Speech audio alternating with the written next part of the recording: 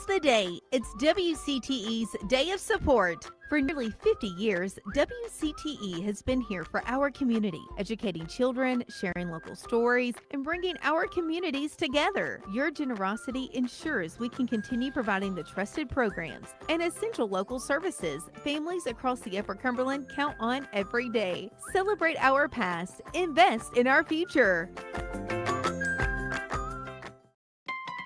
WCTE's Day of Support is brought to you by Rogers Group, Swallows Insurance, and Twin Lakes. Welcome to this Day of Support, and thank you for joining us. I'm Avery Hutchins, President and CEO of WCTE, and with me today is Alicia Watson, our Director of Development. Welcome. Thank you. Yeah, we are so excited to be here, and we are going to be with you for the next couple of hours because we are celebrating 48 years of service to the Upper Cumberland. Happy birthday, WCTE. Absolutely. And the amazing things that we've accomplished over those 48 years. I know if you've been a viewer, and I know some of you have been viewing and watching WCT since the early 80s when we went on the air, and we've changed a lot.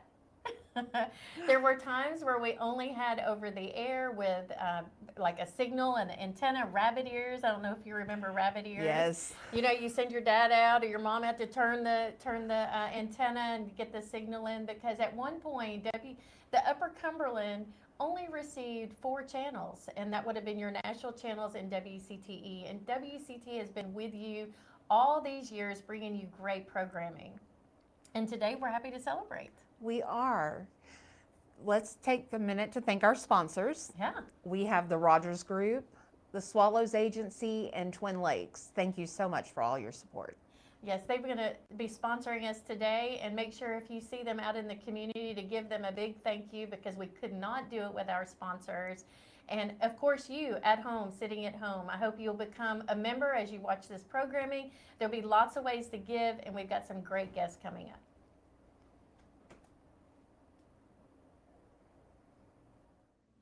It's a privilege to join you in support of WCTE PBS and the work happening across the Upper Cumberland. Local public television stations like WCTE PBS are not just broadcasters, they're community institutions. They reflect local identity, preserve regional history, support education, and make sure that stories from rural America are not overlooked or forgotten. In many ways, they are one of the few remaining places where a community can truly see itself on screen. Last year made clear how fragile that mission can be when funding is uncertain. But it also revealed something powerful. When support was needed, communities stepped forward. Viewers, donors, and local partners made it clear that this work is essential, not optional. To everyone who supported WCTE, thank you. You helped ensure that local stories, local voices, and local service continue in a world that increasingly moves away from small communities. You did more than keep a station on the air. You protected education, trusted information, and the stories that define the Upper Cumberland. And this work isn't finished. WCTE still needs your advocacy, your viewership, and your support. Every person matters. Every contribution makes a difference. Support WCTE PBS. Thank you. Welcome back. I hope you enjoyed that quick message from Ken Burns, one of our very favorite producers, I would say, and one of our top producers for public television and for documentaries. And as we mentioned right before the break, we have our sponsors that to thank, and we want to always give them a chance to come on air and say a few words, because I just think that's important. Well, so, John, welcome. Well, thank you for having us. Yeah. It's our pleasure to be here and help support on this event for y'all. Yeah, thank you. Such an important thing for the community. Yeah, and John, you're from Rogers Group. Correct. And we were just discussing while the break was going on, you've been with Rogers Group for 8 years. Yes. And how long have you been here in Cookeville? The whole time? About 3 years. Okay. Going on 3 years now. Okay. So moved over from our Knoxville office about 2.5, 3 years ago to take over this SMA office. So but been coming down to this area, Dale Hollow area, for probably about the past 20, me and my family and that. So we're very familiar with it. It's beautiful lakes. Yes. Yeah, we highlight those a lot.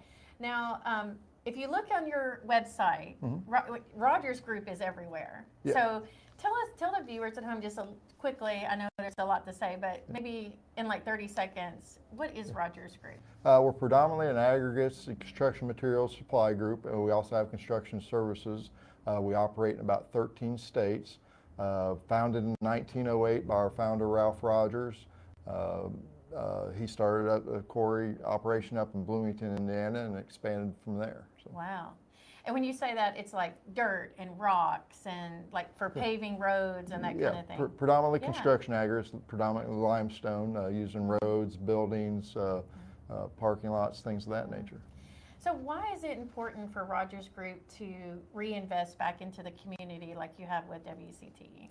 Well, much like the station here, we feel we're an integral part of the community. We actually literally provide some of the building blocks to create the community is from the ground up. The hardscape, the infrastructure, the roads, the sewers, the building foundations, and we're part of the local communities that we're involved in. So. Yeah.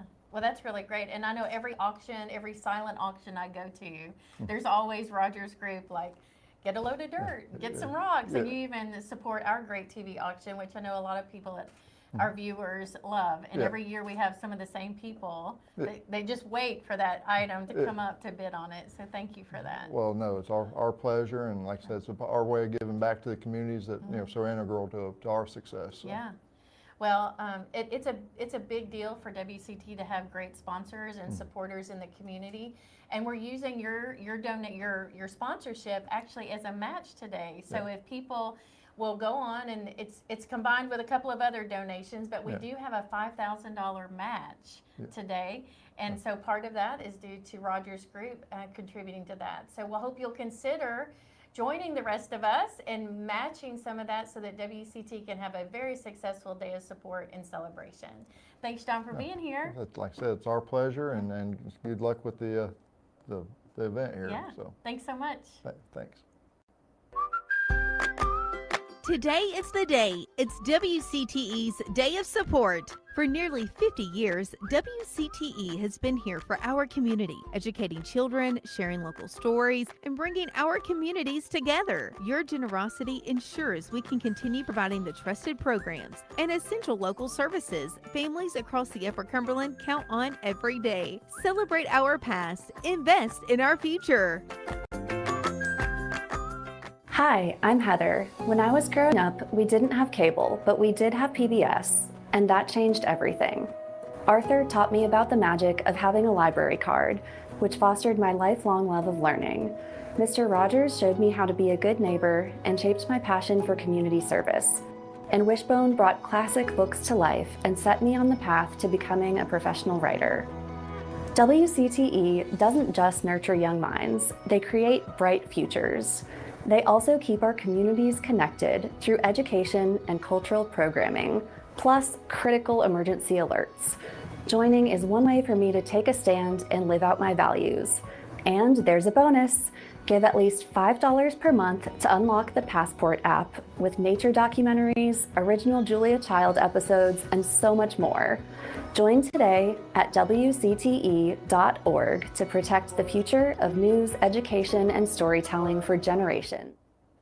Welcome back, and like I've been mentioning, today is a great day to celebrate WCTE 48 years on the air, and we're going to celebrate by raising some money. Awesome. And with me, I have Jason Greider. Jason, welcome. Hey, thanks for having me. It's Yeah. always great to be on WCTE and be part of a day of support. Yes, thank you. Now, that voice may sound familiar, and that's because you are related to the radio in town. No, well, yeah, You do I've some radio. been in radio my whole life Yeah. around here. Started when I was in first grade. So Wow, first grade. yeah, I did a commercial for a car dealership here when I was in first grade. My That's dad pretty worked at the impressive. radio station. He was Yeah. Tommy G, the Oh. weatherman. So Okay. Yeah. Wow, that's so. You had no choice in life, is what you're saying. well, there Yeah. there were choices. I just wasn't smart enough to do anything else.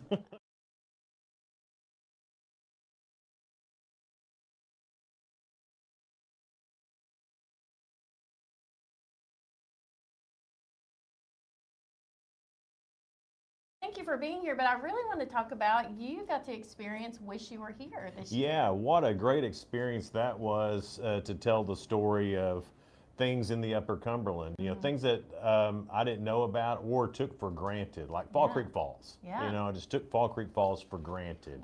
And to be able to experience that on TV, I mean, made it a little different. You know, I was older, so I had to pay attention. Yeah, you know? right. But so many great areas here, and that's something that WCT has done great and continues to, is tell the story of the Upper Cumberland. And Wish You Were Here was just a great extension of that. Yes.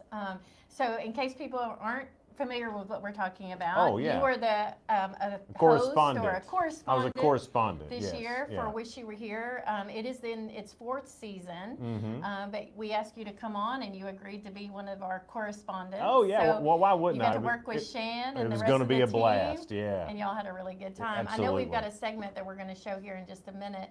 But what really stood out to you, besides the fact that you went to places that you had heard about but never really had been to? Was there anything else that really stood out? Well, again, going back to telling the story, because it wasn't just, you know, these, you know, state parks and things like that. It was small businesses. Food. Yeah, you mentioned the food. And the food, you know, and then I got to continue to go back to those restaurants that I wouldn't have found out about otherwise.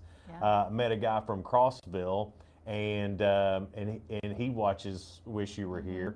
And so he went to all the restaurants I went to. He's like, man, you were right. They were delicious. I was like, well, I wouldn't lie to you on TV. Yeah. You know? No, not on WCT. That's either. right. Yeah. No one lies there. That's incredible. You know, I had a similar story of someone that had watched some of our earlier seasons, and they had watched through our YouTube channel. And they came all the way from Oklahoma just to Tennessee and the Upper Cumberland to see that. And that show has really been a great asset to our community as far as telling our story out beyond the Upper Cumberland. So we're excited to have the 4th season wrapped up, or just Absolutely. about wrapped up. I think we have one more new episode coming out next month. But if you can always catch the other ones on our Yeah, they're on YouTube or on YouTube. demand too, on your app. That's right. Yeah. Well, we're going to get a sneak peek at one of these shows, and we'll be right back.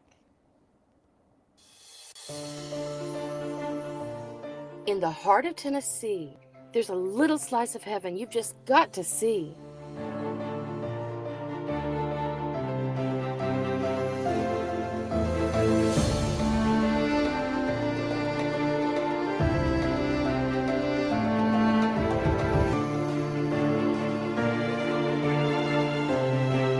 Oh man, wish you were here. Nestled in the historic town of Monterey, Tennessee, you will find a diverse trail of history, along with unique shopping and dining experiences for everyone, including train lovers.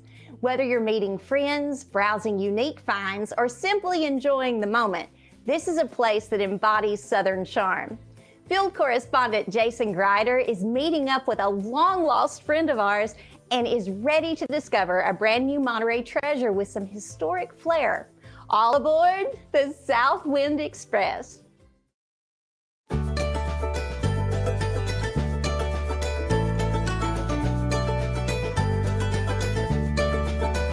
Perched high in the hills of Putnam County, Tennessee, there's a town with mountain charm, deep roots, and a story waiting to be discovered. Monterey offers sweeping views, a rich sense of history, and that easygoing small-town feel that makes you want to stay a while. It's a place where the hilltops seem to kiss the sky, and where every turn invites you to explore just a little more. Hey, I'm here in downtown Monterey with a face Wish You Were Here fans might know pretty well from season 1 through 3. It's Mr. Rafferty Cleary. And In the flesh. You were the one asking the questions, and now you're getting the questions asked. The tables have turned, my friend. Pressure's on me now. Yeah, so are you ready for some hard-hitting Wish You Were Here questions? Hit me with them. All right. Well, first off, there's so many new businesses in Monterey. If someone hadn't been here in a while or been here ever, what can they expect when they come? A lot of investments in our downtown area, which in Monterey, the downtown area is the Commercial Avenue area between Chestnut Street and Poplar Street. So that corridor there. And we've had the old Goff drugstore building, which is now a boutique, old grocery store, which is now a salon, a Mexican restaurant, Italian restaurant in town. It's a vibrant area, which at one time, 10, 15, 20 years ago wasn't so much. And Saturday night, really even on the weekday, anytime after 6 p.m. driving down Commercial Avenue, there's cars everywhere. Oh yeah. And it's just, it's wonderful to see for our little town. Every town's got a personality around. What do you think the heart of Monterey is? Original. Original. Okay. Yeah, that strip that we just talked about hasn't changed much over time. The landscape has stayed the same. There's just been some changes to the businesses and buildings themselves. Right. It's very original. There are pictures along the buildings in downtown Monterey that are depicting what those businesses today looked like many years ago. Right. There's not a lot of change that you see versus those pictures in today. Just nicer facelifts, like I mentioned, but it's original. Hey, tell me about the dining car. I know you've been working hard on that several years now, getting that ready for events or whatever. So how's that, and is it open? It is open. So far, we've done birthday parties, we've done Christmas parties, and we're going to do a dessert theater. So you hear of dinner theaters here and there, but this will be a dessert theater. Everybody likes dessert better. That's right. This show's all about adventure and exploring and things like that, and there's plenty of that right around here. Tell us about some of that, some of the adventures and the way you can explore Monterey and around. The great thing about Monterey, we're naturally nice. And hey, I see what you did there. The outdoors is what we hope is the big attraction when folks come here. So we've got a 300-acre park, and over the years, the town's made big investments out there, and it's got close to 15 miles of walking and mountain bike trails, a 90-acre lake, kayak rental opportunities, B-Rock Overlook, overlooks the Calf-Killer River Valley. Beautiful, I know I'm a little biased here, I think one of the more beautiful overlooks in the state. I don't think you're biased, I just think that's the truth. I mean, it yeah. really is. It's breathtaking if no one's been there before. We're a very walkable town too, so obviously the investments downtown, folks have the ability to get on foot, explore what our town has to offer. We've got a walking trail or a rail trail in town that is connected to the point where you can go about 3 square miles nearly on that trail itself. And it all leads to the downtown area, to the museum, to the Standing Stone Monument. So we're very walkable, and I think that's a big attractor, not only to our local residents, but to our visitors as well. What do you think somebody would be surprised to hear about Monterey? At one time, this town had 7 hotels in operation at one time, which is remarkable. We were a premier destination in the state of Tennessee. And I'm a big dreamer. I don't think we'll ever have 7 hotels at the same time in this town, but I do think we can get back to that tourist destination that we once held for so long in the early 1900s. The efforts are underway to get us back to there, and we're off to a good start and continuing to roll. Well, you can definitely tell when you drive down Commercial, so many great things are happening here in Monterey. Dude, thanks for having us. We appreciate it. Thanks for coming. Just remember, it's all downhill from here. I'll remember that. Yeah.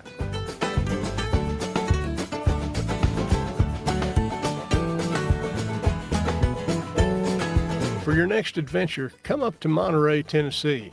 Spend the day enjoying the outdoors, browsing the shops, grabbing a bite to eat, or maybe doing all of it at your own pace.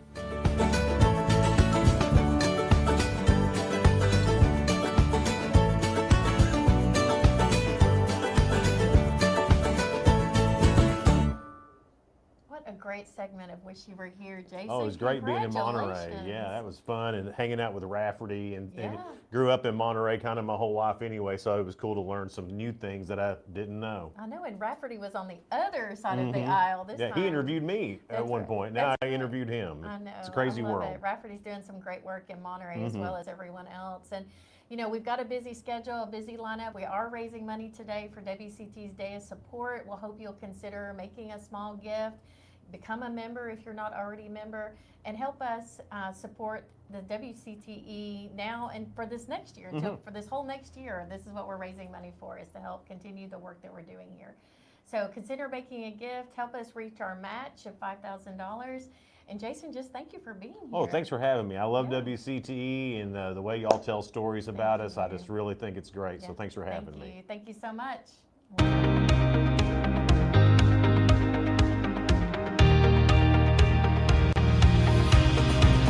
To me, WCTE means connection. It helps tell the stories of the Upper Cumberland. It really showcases our people, our ideas, and our opportunities that make our region so special. My first contact with WCTE is when my children were young, many years ago.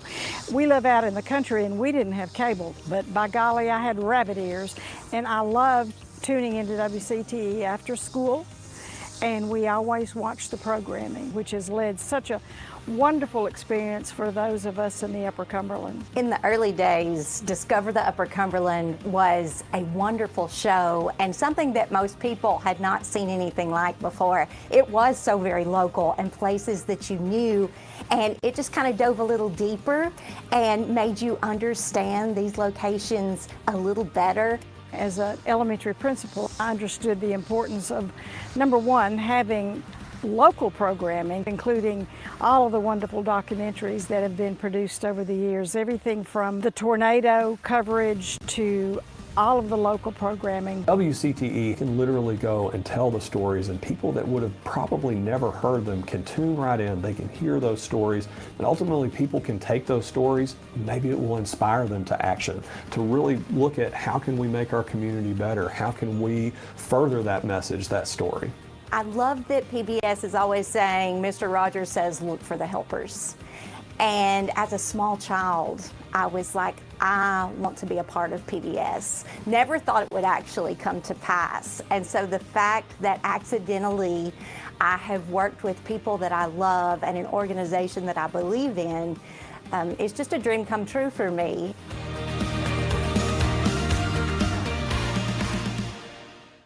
Welcome back. I'm here with Shan Stout.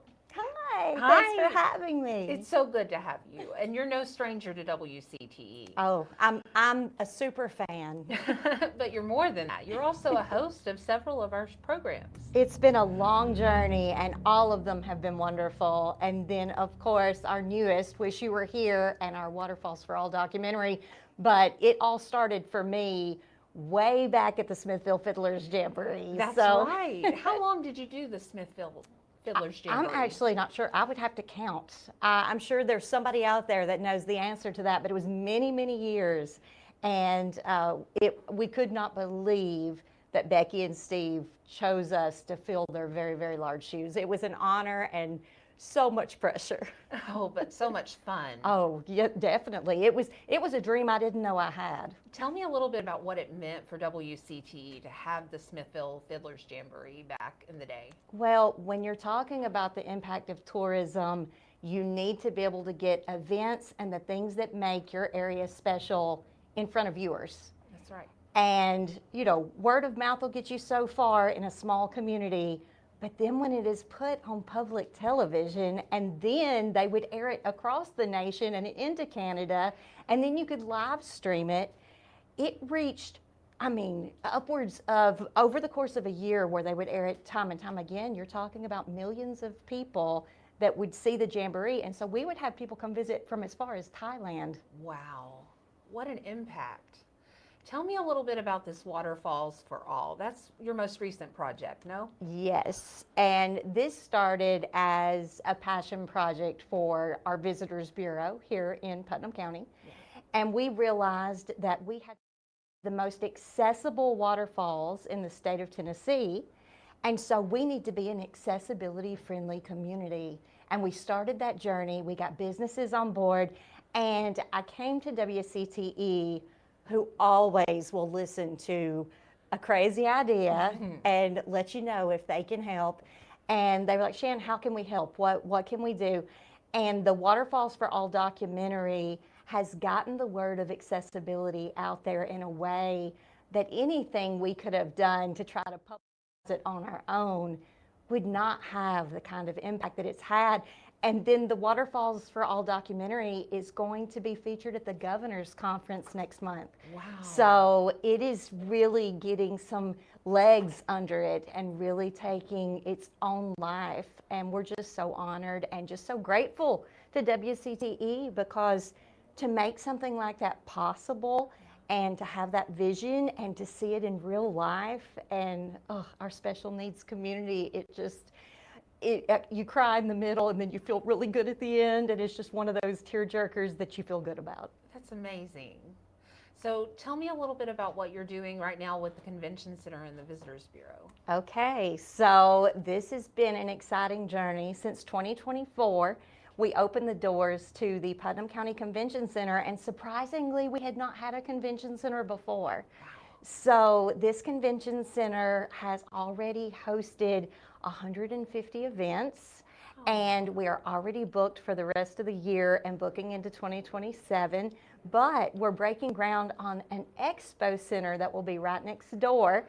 And so imagine the convention center is 14,000 square feet and the expo center will be 68,000 square feet. So the sky is the limit for the grounds over there. And of course, they're built on the new Putnam County Fairgrounds, which will be coming our way next year. Yeah. So that's been a long journey and a lot of hard work for our county as well. Well, we know that we love the Convention Center. It's our new home for Let's Dance. Oh, what a wonderful event. My goodness, who knew that was going to be? It already sounded fun, but to be there in person and then the experience translated so well across the television. And I think that was your most streamed event, I think, in PBS history for WCTE. It certainly was. And you were our host. Oh, what an honor to MC and to do something where you're just not sure, you know, how the rhythm of it is going to go, and it's a timed event and all of these competitors, but everybody was a great sport. Let's take a look at Waterfalls for All.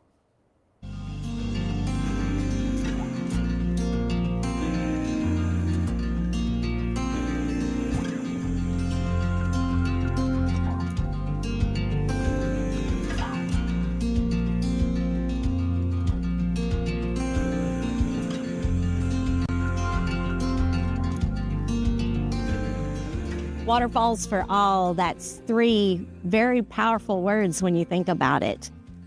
That means that nobody gets left out of the adventure. 5 accessible waterfalls, and anyone can come with your family, as individuals, your pets, regardless of your mobility barriers, small children. We have answers for you in this initiative. This started out as a project that was inspired by my grandfather. He was injured on a farm at 16 and lost the use of his legs. And his world was set up where it was not accessible. He didn't even think about what to do on vacation. He thought about how to get from his car to the front door of a business and how to get into his office. So those sort of things in that world, we're making improvements. And the state of Tennessee is part of this wonderful initiative.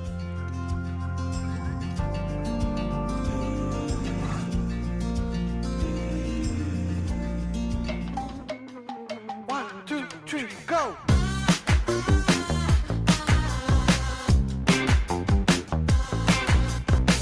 We live right up the road. He hadn't been to this waterfall since before the state bought it. I'm new to the area and new to wheelchairs.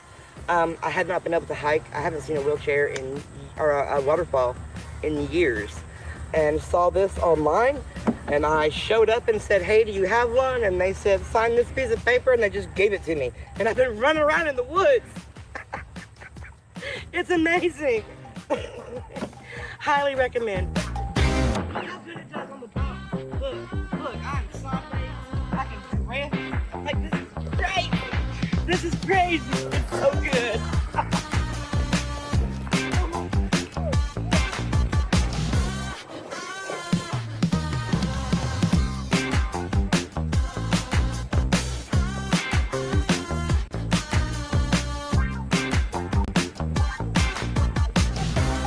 Knowing that the state of Tennessee has created this infrastructure in its state parks for our special needs community means so much. Our families, our children, our young people want to get out and do things just as much as everybody else. And this opens it up so much for us. We can camp, we can picnic, we can come just for a day and view the beautiful falls that everybody else gets to hear about and loves and gets to come see. And now we have access to that, and it means so much to our families, to our community. You know, people don't have to think anymore, oh, I want to invite this family, but they have accessibility issues. You know, that's a big thing. We're included more in our communities this way too, and the state of Tennessee has made that even more possible, and it means so much. What a gorgeous documentary. Oh, brings back so many great memories. The journey to film that took a year. Oh, you're kidding. So when I say what a great job and that WCTE has the hardest working people in public television, you know what I'm talking about. They're a good group though. Oh, I love them all. So tell me, what was your favorite part of Waterfalls for All? Well, besides the fact of just when it was finished, we were so excited because it became real. Yeah. But the partnerships and the friendships that we made, it changed us as individuals because we became very, very close with the special needs community and all of the groups and organizations that are a part of that. And our city and county government, they came on board in a way that I could not imagine. I expected that they would be great, but they were amazing. And then of course the partnership with WCTE PBS, it makes you feel so great as, you know, a person who belongs to this community. Your partnerships are important to you, I can tell. Oh, they're necessary. I mean, what would we do? No man is an island. Right. And we all need each other. And the fact that the willingness of WCTE to understand the importance, I mean, we would be invisible in a lot of areas without this exposure, because WCTE gives you a glimpse into the Upper Cumberland and lets you feel like you know it and feel like you're there in so many different ways. Such an incredible opportunity. So I hear that this documentary received an award recently. Yes. Tell me my about goodness. I'm telling you, the documentary, I mean, anytime you share the journey of a community that are supporting people with special needs, people with mobility issues, families, all the things, it's going to get some attention. Yeah. But the fact that we have been honored 2 different ways, and SDS Marketing College and Mercer University recently awarded us, and they're actually presenting us the award in Virginia next week. Oh, wow. And then the Governor's Conference, they are going to acknowledge Waterfalls for All as being a best practices for communities. So that's a really big deal. And so I've been asked to be able to speak on behalf of the process and the journey of the documentary and hopefully inspire the other 94 counties in Tennessee to see what they can do in their accessible communities and changes that they can make to make their communities more accessible and a better place to live and visit. That is absolutely fantastic. Oh, that was the dream. So Shan, what's next for you? Oh my goodness. Well, I'm gonna try to let everybody have a nap first, because my team at Visit Cookeville, they worked so very hard to make this possible. And now I guess it's the road tour for Waterfalls for All. And we're just going out and we're promoting and just spreading the word of, you know, watch this, participate, see what you can do. And so it's kind of the motivational awareness tour. And then after that, who knows? Because after a really good week of sleep, there's no telling what we'll come up with. Well, you've done a fantastic job. Thank you for all your hard work, and thank you for joining us on our Day of Support. Oh, please, this is a great cause. You know to give, so do it now. That's right. We'll be right back. Today is the day. It's WCTE's Day of Support. For nearly 50 years, WCTE has been here for our community, educating children, sharing local stories, and bringing our communities together. Your generosity ensures we can continue providing the trusted programs and essential local services families across the Upper Cumberland count on every day. Celebrate our past, invest in our future. I have been supporting WCTE since 1995 because of the sense of community and the dedication to representing all the Upper Cumberland. I first joined when my son was a toddler and when we participated in family activities available. And through the years, as I became involved in the community arts and university leadership, I got opportunities to volunteer at the great WCTE auction and work closely with the WCTE family at other events. There's nothing like it. Such a tremendous organization serving so many people and viewpoints. There's something for everyone. My experience with supporting WCTE motivated me to support the public television stations in Mississippi and Nashville when I lived there. When I moved back to Cookeville, one of the first things I did was transfer my support back to WCTE. I didn't want to miss a thing. Now, being able to have Passport opens up so many opportunities for me to have a richer viewing experience anytime I want. Their excellent programming along with PBS and all that brings is priceless. I get to feel part of a global community and stay informed and interested in all cultures. Supporting public television and WCTE is so special and worthwhile. I highly recommend it to everyone. It's a privilege to be part of the WCTE experience. For years, the amazing people of the Upper Cumberland have supported WCTE and helped make our mission possible. We're so grateful for all you do for our community. If you're not yet a WCTE member, join our wonderful family today. Hi, y'all. Welcome back. I am here with Latrice Willis, performer extraordinaire. How are you doing today, Latrice? Keep on. Yeah. I'm doing well, thank you. How are you? I'm doing well. So we, in a little bit, are going to watch your stories from the stage Miss Mary piece about John's Place and the Darwin School that you performed at WCTE's annual dinner, which you were phenomenal, by the way. I think that you had my jaw on the floor and everyone in the room's jaw on the floor. I'm glad to hear it. That was I'm glad you enjoyed it. amazing. So I'm going to ask you a little bit about that. When was the first time that you performed that piece? And can you tell us some about that? The first time I performed the piece was for the city of Cookeville, encore of the night at the museum at the Drama Center. I'm from Cookeville, so I'm sorry. The Drama Center, I remember. Performing Arts Center, and I performed it there. And then that very first time, that was my first time, and I think I'm on my way to doing a 5th Miss Mary performance since that first performance. Really? When is that going to be? Well, then my next performance, I believe, will be sometime in October. October, okay, Yes. cool. What do you hope that people take away from the story every time that you perform it? I would like for people to be interested and perhaps want to get on their phone and Google something,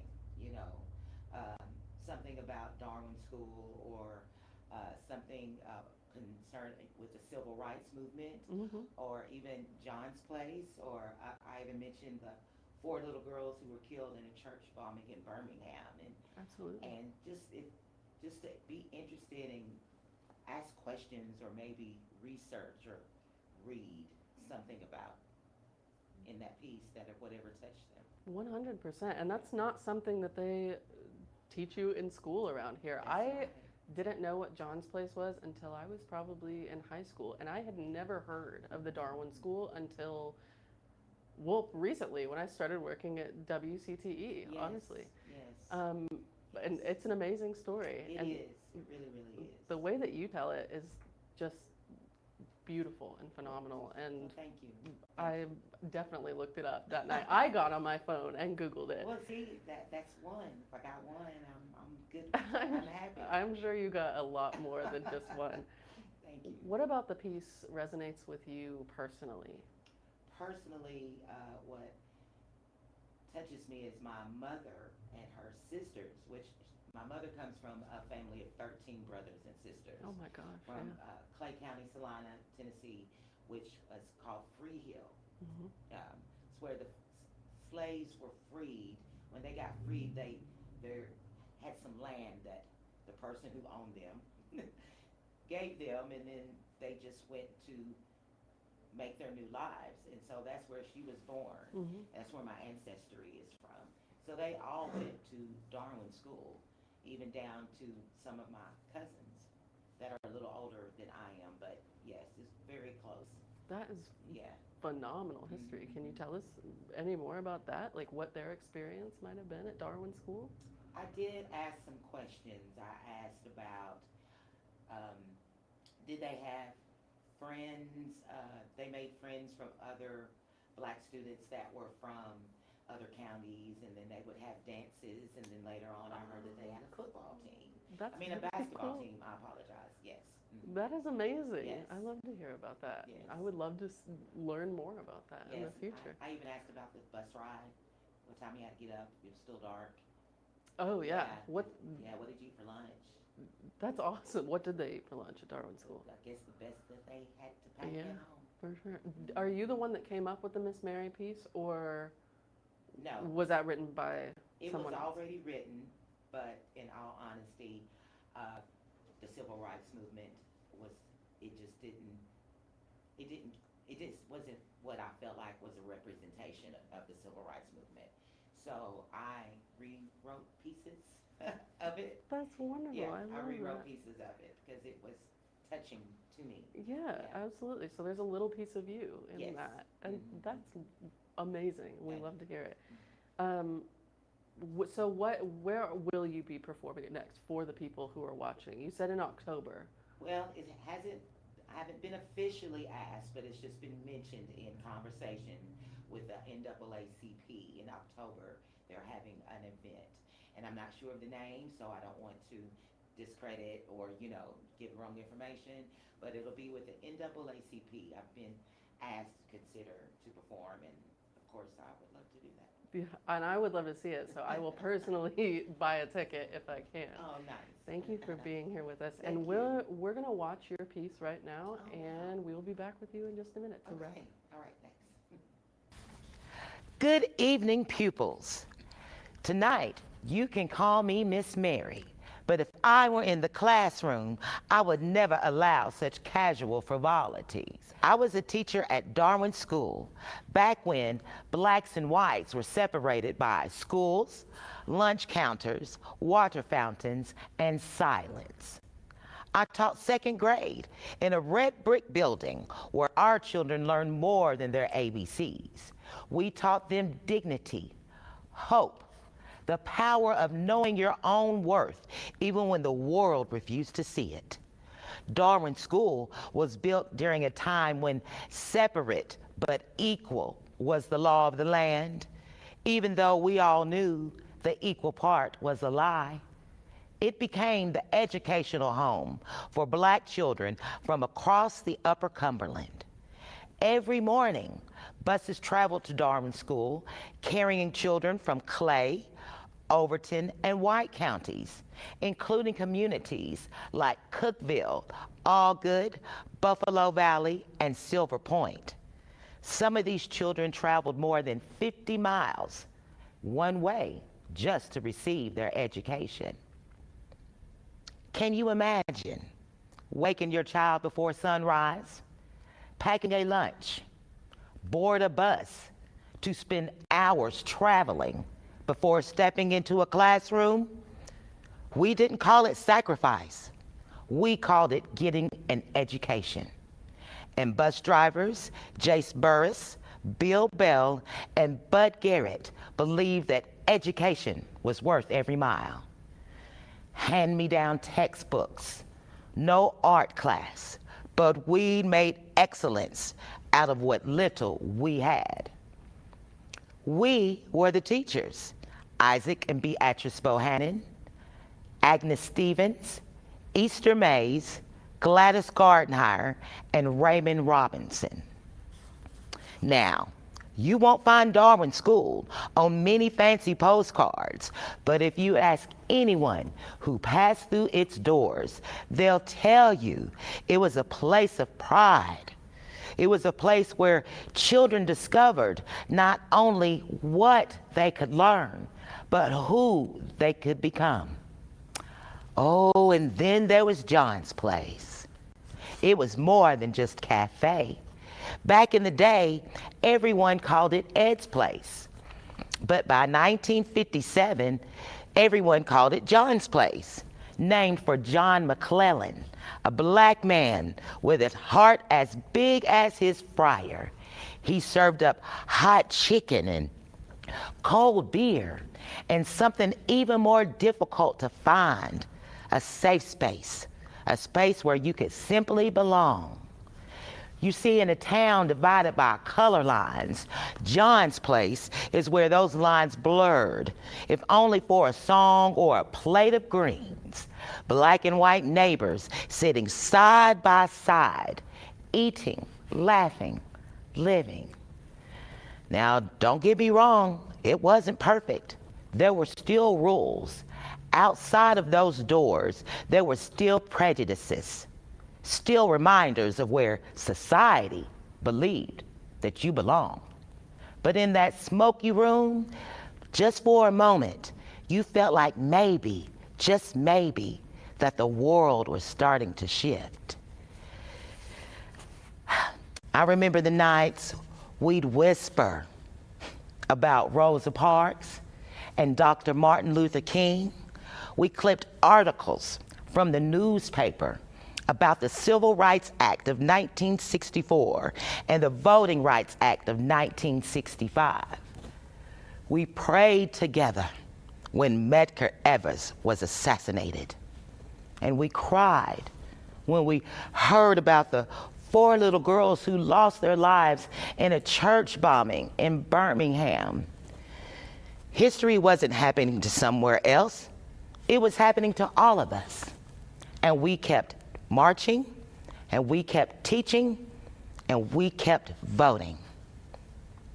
Freedom isn't something that you finish. It is something that you protect. Every generation must remain watchful.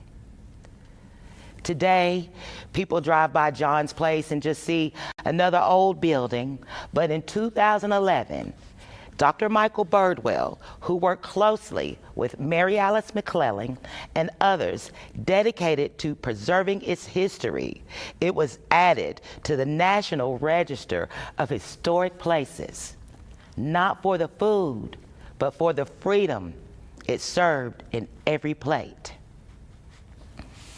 Do you see this?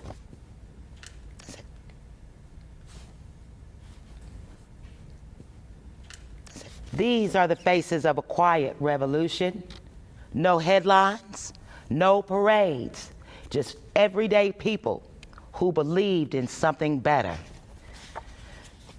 People often ask why these stories matter. They matter because history just doesn't simply disappear. It disappears when no one is left to tell it. So tell it. So tonight, as you walk around this downtown, I want you to remember something. History didn't only happen in Montgomery or Birmingham or Nashville or Memphis. It happened right here in Cookeville, in a classroom, on a school bus, in a cafe, and in the courage of people who refuse to sit in the back or remain silent. And if you ever find yourself near Gibson Avenue, stop by that little old building and listen closely. You may just hear the hum of the jukebox or the clatter of dishes and the sound of a town slowly waking up to justice. Oh, and go on in and get yourself a John Dog while you're at it. My gosh, that is just such a good story. And Thank you. so cool to know that there's such rich history here, Yes. and that you have such a Yes. rich history. I do. And it's so expertly performed. What was it like performing that at annual dinner? What did you notice from the audience? What did you notice for yourself? I noticed that they were very attentive. They wanted to hear. They didn't want to miss a word I was saying. And I just felt like all the eyes are on me. Normally I hover above heads when I'm on stage, but they were watching me, so I just watched, connected with them, looked them in the faces and in the eyes, and are connected because they connected with Miss Mary. Yeah, absolutely. I definitely did. It's very cool to sit eye level with an actor and see what's happening inside of their spirit. So stories like this about the Darwin School and Free Hill and John's Place are available on WCTE.org and the PBS app. So you said earlier that you would want people to Google about the history even, or learn about the history of these places. And you definitely can, because we have them available for you to learn about. Can you tell me a little bit more about what it's like just acting in general for you? What acting brings to, what acting means to you and what it brings to this role?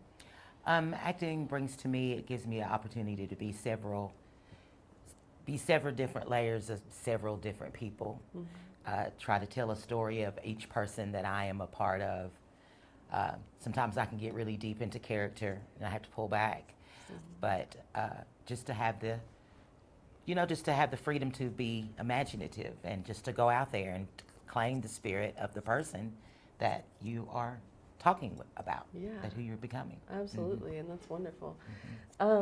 And we're extremely grateful for you for being here with us today and telling us a little bit about your experience. Thank you for inviting me. Thank you. Anything else that you would like to say to your audience, to the audience who is watching today? To the audience who is watching today, last week at the annual dinner, I met so many wonderful, kind people who love community, education, and the arts. And I was just very happy to be in that environment of people just so comfortable. And I just want to tell you thank you for your invitation. I grew up watching PBS and WCTE, and I'm just very glad to be a part of your history that you have going on right now. Me too, and we're super glad to have you. And y'all, don't forget to give. Today is our day of support. Give us donations so that we can keep producing stories that you heard from Latrice, stories that mean something, stories that give all of us history that we maybe haven't heard before. Absolutely. So thank you for being with us today, and thank you all for being with us today, and we'll be right back. Hello, I'm Faye Watts, and I'm a retired teacher from Putnam County, and I support public television. My family and I have been watching public television now since it began. And as a retired educator from Putnam County, I used all the resources available for education that were to my grade level, all during the time that I taught. But there are lots and lots of good programs available now. And I am so pleased to be able to say that public television has really, really made a difference in my life. It's the major culture that we receive in this part of the country. WCTE's Day of Support is brought to you by Rogers Group, Swallows Insurance, and Twin Lakes.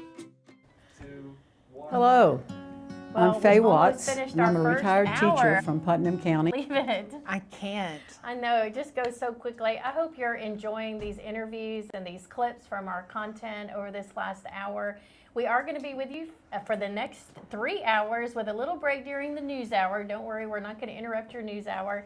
But we hope you will stay with us, or at least, reach out and tell your friends if you can't be with us, and tell them about what we're doing as far as fundraising for WCT today.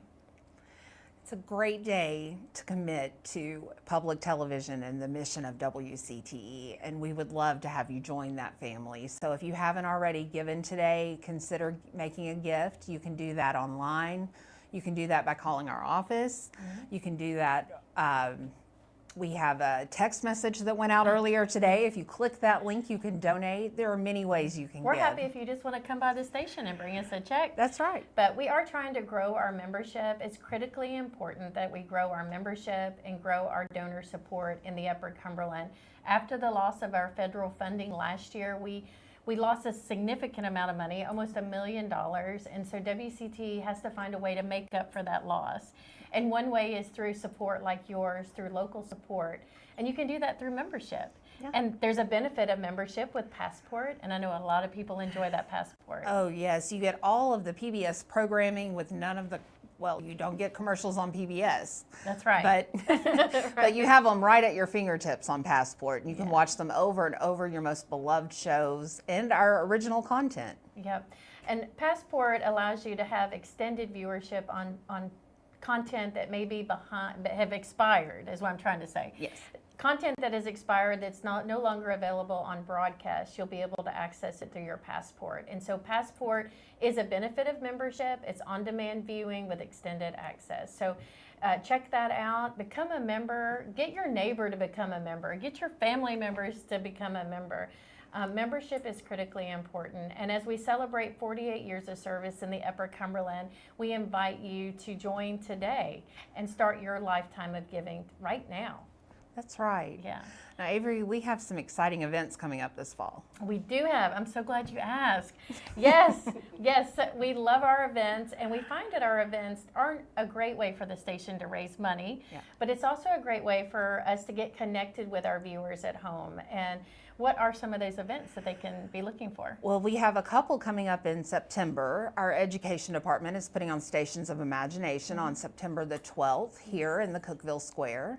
That's fun. We got Daniel Tiger coming. Yes. Yeah. And we have more vendors and participants this year than I think we have in many years I think past. we've doubled the number of attendees as far as booths and sponsors go, so that's really exciting. It's a free event. It's part of Fall Fun Fest. Yes. So come on out, bring the family, bring the grandchildren, nieces, nephews, whichever. We'd love to see you. Yeah. And then September 19th, we have our annual WCTE Tea Party in Rugby. Nothing like rugby in the fall. Right? Yep. I'm ready for that crisp autumn air. I know. And it's very, if you've not ever been to Rugby, it's a beautiful historical community. And so come for tea and then do a little walkabout. Yeah.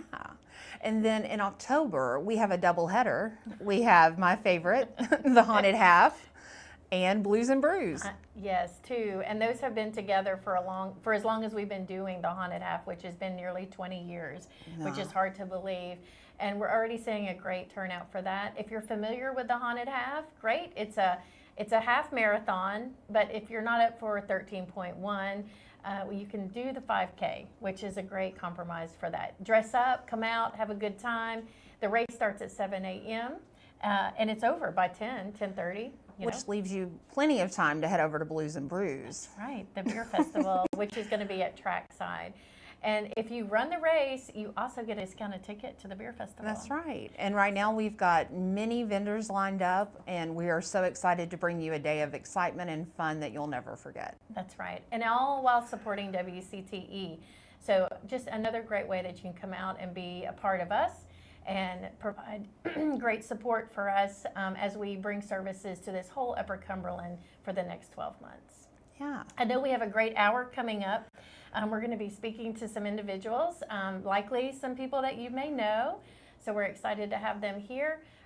We've got some more great clips, but more importantly, we're here to tell you that supporting WCTE means that you're supporting all people in the Upper Cumberland.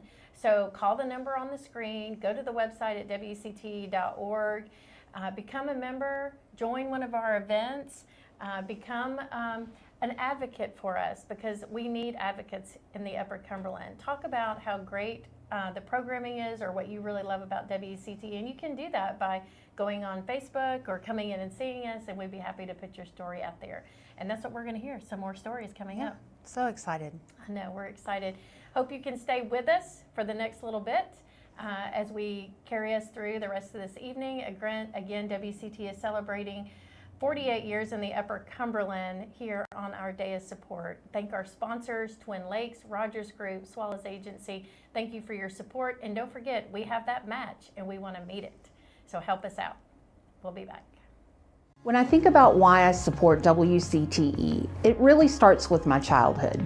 Like so many people, I grew up watching Sesame Street, Mr. Rogers' Neighborhood, and Reading Rainbow. Those shows weren't just entertaining. They taught me kindness, curiosity, and a love of learning. They helped shape who I am. As I've grown older, WCTE has continued to be a part of my life. I've enjoyed programs like Downton Abbey and Antique Roadshow, which bring history, culture, and great storytelling into my home. As Development Director, I'm proud to be part of that mission through my work at WCTE. Every day I have the opportunity to help connect our community with educational resources, inspiring stories, and trusted local programming. It's incredibly meaningful to be a part of an organization that makes such a positive impact across the Upper Cumberland. I hope you'll join me in supporting WCTE. Together, we can make sure this valuable resource continues to educate, inspire, and serve the Upper Cumberland for years to come. Today is the day. It's WCTE's Day of Support. For nearly 50 years, WCTE has been here for our community, educating children, sharing local stories, and bringing our communities together. Your generosity ensures we can continue providing the trusted programs and essential local services families across the Upper Cumberland count on every day. Celebrate our past, invest in our future. WCTE's Day of Support is brought to you by Rogers Group, Swallows Insurance, and Twin Lakes. It's already the top of the hour, and we're so excited to be with you. If you're just now joining us, we are celebrating 48 years of service to the Upper Cumberland with WCTE's birthday. 48 years ago to this month is when WCTE first went on the air and brought local content to your living rooms. And we're so excited to be celebrating that. And we hope that you will become a member in honor of our celebration today as we take you back through some of the history of WCTE, but also the future of WCTE. You've already seen quite a bit that we've shown just in this last hour, but I promise you the next couple hours are going to be even more entertaining. And now with me, I have Amber Flynn Jared. Welcome, Amber. Well, thanks, Avery. I'm excited to be here. I'm so excited to have you, and congratulations. You were the recipient of the Albright Community Impact Award. Yeah, that was a total surprise, an absolute shock. Yeah. But such an incredible honor. I was just amazed and beside myself, really. I don't find myself speechless very often, but I was. Yes. So for the people at home, in case you missed, Amber received the Albright Award at our annual dinner just last Thursday, and it was a surprise. So, but you did a great job. And we're so pleasant and well deserved. And we're actually going to show you her video here in just a moment to just fill you in on the details with Amber. But Amber is a great community supporter, and you've been here your whole life, right? No, I actually moved to Cookeville in 1997, so it's been a long time. You did math. Yeah. I mean, I've been here a minute. Right. But I do call myself the unpaid ambassador for Cookeville. Yeah. I jump in with both feet and have just absolutely immersed myself in this amazing community. So a lot of people think that I'm from here. Yeah. My husband was born and raised here, but I was not. Got here via Tennessee Tech, which brings a lot of people to Cookeville, and then I just fell in love with it here, and I was like, this is it's a great place. It's a place I could put down some roots for sure. Absolutely. Now, you had shared that after the dinner the other night, you were like, I've got a WCT story. And you were so taken back, I guess you had forgot, or maybe I think I was just in total shock. Probably shocked. So I was sitting there, just listening to everybody that was sharing, and just kind of looking back on some of the history, and I started kind of reminiscing myself about how the role that WCTE has played in my life and my family's life, and I was like, oh yeah, I've got a WCTE story too. I can't wait to tell Avery about it. And then you get up there and you announce my name, and then I could not think of a single thing to say. And so I was like, oh, thank you so much, I gotta go. But as I was sharing that, with you, I realized, almost all of us in the Upper Cumberland have a WCTE story. Yeah. So when we moved here in 1997, my son was 2 years old. And we came to school here at Tech, and we didn't have a whole lot. We were on a shoestring budget, an absolute shoestring, more like maybe like a dental half floss. A shoestring? Dental floss probably is more like it. And I was joking with somebody the other day. I said, our our version of broke and what I hear my people talking about nowadays is a little bit different because we only had one car and we couldn't afford cable. We were not door dashing coffee. It was just a very different level of broke. But again, we were doing everything that we could to make ends meet and put ourselves through school and do those things, right? And so when we turned on the television, all we had was WCTE. And it was such a breath of fresh air to have with this toddler, this very busy little toddler in the house, to be able to enjoy all the children's programming that was there. And of course, every night, Antiques Roadshow was our best friend. We love Antiques Roadshow too, even till today. Still today, we love Antiques Roadshow. Oh, it's the best, the absolute best. I know you're always thinking, where's that one treasure? I'm going to find that one treasure. I haven't found it yet. I remember that, So many people, there's so much connection, I think, with Antiques Roadshow. So, your story is very similar to a lot of people's story that I hear about just being able to have access and connection. And having WCTE where it doesn't cost anything. I mean, you literally, if you have a television, an antenna, it's right there in your living room. And I mean, we've heard from people, we have a volunteer that works with us, and she's actually from England. Really? And she moved here with her husband, and she was just totally homesick. I mean, just missing home and just didn't really know a lot of people. And she said she had the TV turned on and to WCTE and Downton Abbey came on. And she tells that story, and I mean, it'll bring like tears to your eyes because she was like, I felt like I was home. I had a connection. And that's what WCTE is here and why we've been here for 48 years. And it means a lot to people to be able to have that. It was, when we moved here, I did not know a soul in Cookeville. So again, if you take the Amber that you know today versus that Amber that moved here almost 30 years ago, that was my very first introduction to so much of the Upper Cumberland. And so it really does matter, and it means a lot. And it's interesting when you take it back full circle, to, again, what I believe was rather undeserving maybe of that Community Impact Award. People get introduced to the community in so many different ways, and WCTE is one of those ways. And having that window into the Upper Cumberland it's really priceless. Yeah, it's great. And it didn't hurt that we surprised you. No, that was great. That was the best part. And you almost chickened out. You almost were like, I don't know if I'm going to go. Yeah, I know. I was like, I'm so tired. It's been such a long day. I don't know. And then I was like, no, I got to go. I know this is important. Yeah. And, Joe Albright was a board member of ours, and and when he passed, we wanted to leave a legacy for Joe. And so we started the Albright Community Impact Award, and Connie and Jay and now Lindsay are all super involved in that award. And they're a big part in picking the person. They want it to reflect Joe's character and who he was in the community. So, congratulations to that. Let's watch this reel because I'm excited to share this story with you all at home. So I hope you'll stay tuned and watch this.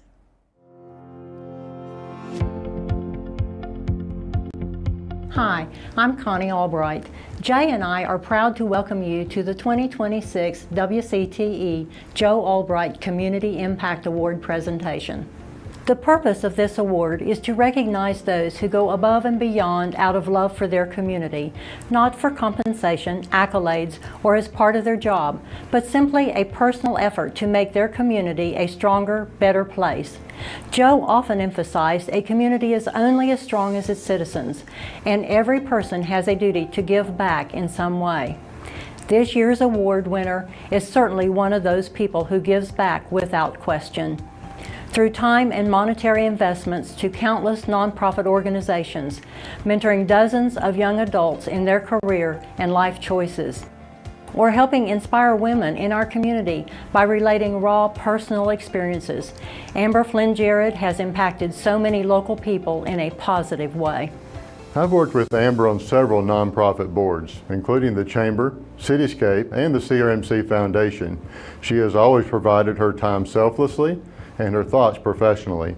Amber is one of those people who makes a difference with everything she is involved in, and you want her in the room when making important decisions affecting our community. A couple of years ago, Amber gave the keynote speech at the Women's Conference hosted by the Cookeville-Putnam County Chamber of Commerce.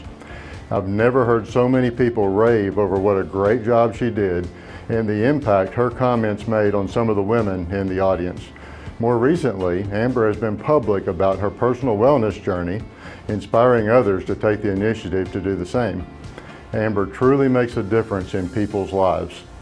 Despite her busy schedule, you've likely seen Amber volunteering her time, including serving food at Cooking on the Square, the Rescue Mission, or Rising Above Ministries, visiting with patients at NHC or the Duo Ministry, collecting items for the foster closet, scooping ice cream to help save the Cream City sign, and at all kinds of chamber events.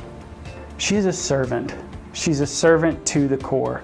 She loves this community. She loves people. She loves her job. She loves her family. She loves the big guy upstairs. And she's proud of all that, and I think it permeates every relationship that she has. If I had to pinpoint one thing, it's that servanthood. It's that genuine servant character that she has that is just unmatched and undeniable.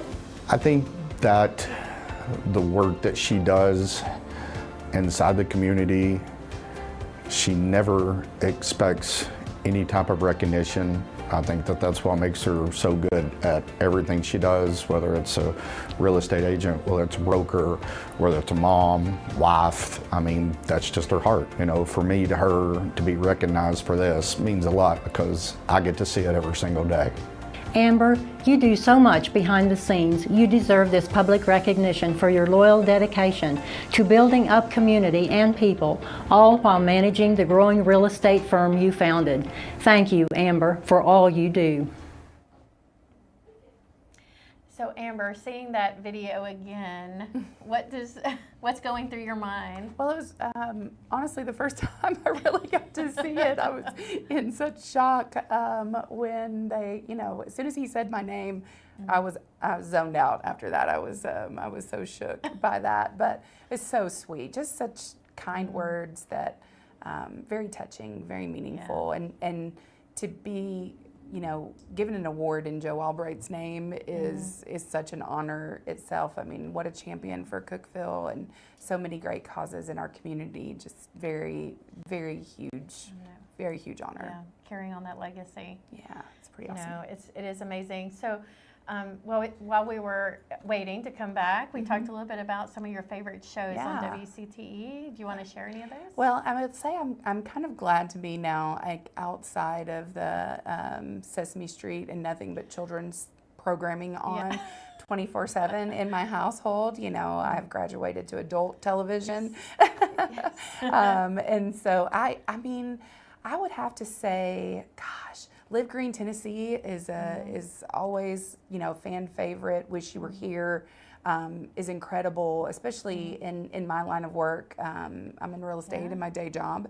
And just being exposed to all of the different things that are really going on. Like, you think you know your community, right? Like, you think you're plugged in and you really know the things that are going on. And to just be amazed to find out, all of the little things that are around the curves in a great community like ours. It's pretty full. It's pretty cool to watch. Jason was on in the first hour, and he's a new correspondent for the show in this last season, in season 4, and he said, I knew everything was here. I've lived here my whole life, but having the opportunity to really experience it, go to some of these little restaurants that aren't kind of the top of mind ones, and finding those little nooks and crannies, the hidden gems, if you will. And so he just said, it is an incredible place. I mean, we talk about how incredible the Upper Cumberland is for people, but boy. Yeah, for them to actually get to see kind of the peek behind the curtain. And that's what I love to tell people about when they're, maybe looking to relocate here from somewhere, is like, hey, not that chain restaurants aren't all wonderful, but hey, there's a little hole in the wall that you would not stop at if you didn't know and you didn't have this recommendation from a friend. You got to go check it out. And sometimes you don't even know they're there. Right. Yeah. But so many great businesses, and we had a show called It's Your Business that just wrapped up 6 seasons. I was on that once. Yeah, fantastic. Yeah, you know, Michael Akins, Dr. Akins with Tennessee Tech does a great job. Another he's great so show. amazing. He's just, he is a wealth of knowledge and so well-rounded. I mean, just absolutely is a brilliant individual for sure. And he's so willing to like give his time and his space. So, you know, we appreciate that. And you can catch all of these old shows on WCTE's website, or you can also catch it on the pbs.org app when you localize to WCTE. We are celebrating 48 years of service right here in the Upper Cumberland. 1978, we went on the air. Wow. We're still here, folks, but we are asking people to become members of the station, help support us. If we all become members and we're all contributing, it's not a heavy lift for anybody. And we don't take for granted any of our gifts because every dime matters, every dollar counts, and it helps us continue the service we do right here in the Upper Cumberland. So on this anniversary, become a member. Yeah. Yeah, support this great work. And we do have some more guests coming up, so I hope you'll stay with us. Hi, my name is Brian O'Connor. I'm a math professor at Tennessee Tech University. I came here in 1977 and I'll start my 50th year in the fall teaching math at Tech. And I became a member of WCTE in 1984. I even found the bank statement that had the membership check there for $25 back at that time, and we've been members ever since. We really enjoy the station and all the wonderful things they do. Starting out, we were watching Sesame Street and Electric Company and Reading Rainbow and Mr. Rogers with our kids. And then as time goes on, we've watched a lot of stuff. We particularly like the PBS NewsHour, the Compass Points, Horizons, Nova, and lots of other shows. The local coverage is really impressive. One of the main things I've done over the last 20 years is I've been the moderator for the WCTE High School Academic Bowl. I can even hold up my shirt to show you there. And I've been moderating that for about 20 years. I provided the questions for about 10 years, and it's really an enjoyable effort because I get to meet a lot of high school students, bright students, good students from the area, and meet the people at the station. It's a lot of fun doing it. My hopes for the future of WCTE is to basically continue what they're doing because they do such a good job of it, to perhaps get more members, to expand the membership, and the people that watch the station because they're really good shows on there. Today is the day. It's WCTE's Day of Support. For nearly 50 years, WCTE has been here for our community, educating children, sharing local stories, and bringing our communities together. Your generosity ensures we can continue providing the trusted programs and essential local services families across the Upper Cumberland count on every day. Celebrate our past, invest in our future. Hi, my name is Brian O'Connor. I'm a math professor at Tennessee Tech University. My name is Luca and I'm 8 years old. This is my baby sister Avery and she is 3 years old. Oh, you have so many. Oh, you moves. Every morning we watch WCTE PBS and we love to watch Sesame Street, don't we? What's your favorite part of Sesame Street? Do you like when Elmo's on? Elmo? Oh, wow. I like watching Rugrats. I love Fly on the Loop. I like Rugrats because you can learn about animals. But I want a cookie. Yes. Nom nom. Do you like to watch Cookie Monster? What does Cookie Monster do? Nom. Nom. I love Elmo and I love Sesame Street. I love PBS Kids. I always love those fun videos with the children. They are just in awe when they come in to shoot some of those and they get to talk about their favorite characters like Big Bird and Sesame Street and Elmo. And those are all made possible by your membership and your support to WCTE. So as we celebrate 48 years, I hope you'll consider becoming a member, getting your neighbor to become a member, get your family to become a member, but support WCTE with a membership today and start your lifetime of giving. We are here with another guest, another very special guest, because we are going to be recognizing a former colleague of yours, Dr. Michael Birdwell, who was a fan fave of WCTE, but also pretty well known in your history department at Tennessee Tech. Fan fave of mine. Yeah. He did a lot for this Upper Cumberland. He maybe put us on the map, maybe just a little bit in some of the historical realms. Absolutely. Maybe you could, well, first, welcome. Thank you for very being much. here with us. I know school is in, right? School has started. It is so in. Another semester started in the books at Tennessee Tech University. So, Dr. Birdwell, I mean, he was special to so many people, and he was honored at our WCTE dinner with a Cultural History Award. So we're going to see that video a little bit later, but right now, I ask you to come in because I want you to kind of give our viewers at home a little bit about Dr. Birdwell. Who was he? Dr. Birdwell is hard to succinctly describe. He was a native of the Upper Cumberland, native of this county, this area. He was a man of many talents. He was an artist. He was an author. And he was a history professor. He was a film expert. That was his main thing, really. Yeah. Alvin C. York, he participated in that, right? Yes, yes. Yeah. And I think that he had studied Japanese film in graduate school. Oh, so that's interesting. We co-taught the history of Japan together. Wow. How many years did you all work together? We worked together, so I came back here in 2011. He had been my professor, actually, when I was an undergrad. He's the reason why? Yes, he is. He was my mentor. Yeah, he was my mentor, yes. That's amazing. And so then I came back in 2011, so 11 years that we were colleagues, and he was my best friend. Yeah. Well, I know he's so very special. I mean, we also talked to Latrice earlier, who replicates a character named Mary, who talks about John's Place and the work that he did with John's Place and telling that history. I mean, what an incredible, and he put it on the National Registry, is that right? Yes, and actually his last campus honor posthumously is that he got the Diversity Advocate Award for all of his work with the minority community here in Cookeville. That's pretty impressive. He just engulfed himself in his work. And everybody else. And everybody, yeah. If you knew him, you knew, right? Yeah. Well, yeah. Well, I can tell you this: that in his last weeks, when I would go to see him, he was always talking about what project we're going to tackle next, and he had outlined for me what we're going to be doing together. Yeah.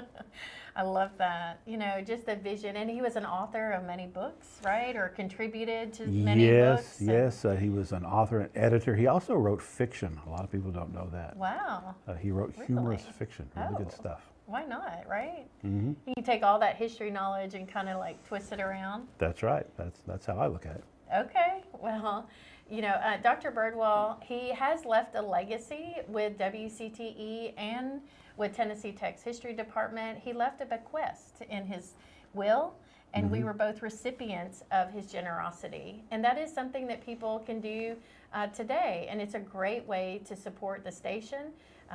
Long term, it's a great way to leave a legacy. You know, if you want to be recognized for that long down the road, it's a great way, and we'd be happy to talk to anybody that would want more information about that or to know. It's a great way to support. So absolutely. We love Dr. Birdwell.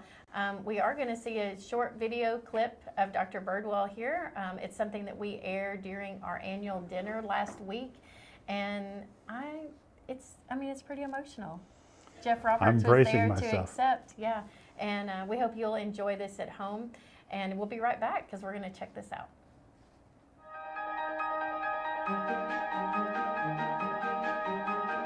Dr. Michael Birdwell was more than a distinguished history professor at Tennessee Tech. He was a storyteller, a mentor, a friend, and someone who believed that the places we call home deserve to have their stories remembered. His passion for history reached far beyond the classroom. From his extensive work preserving the legacy of Sergeant Alvin C. York to his dedication in protecting landmarks like John's Place here in Cookeville by helping secure its place on the National Register of Historic Places, Dr. Birdwell understood that history isn't just about the past. It's about preserving the identity of our future.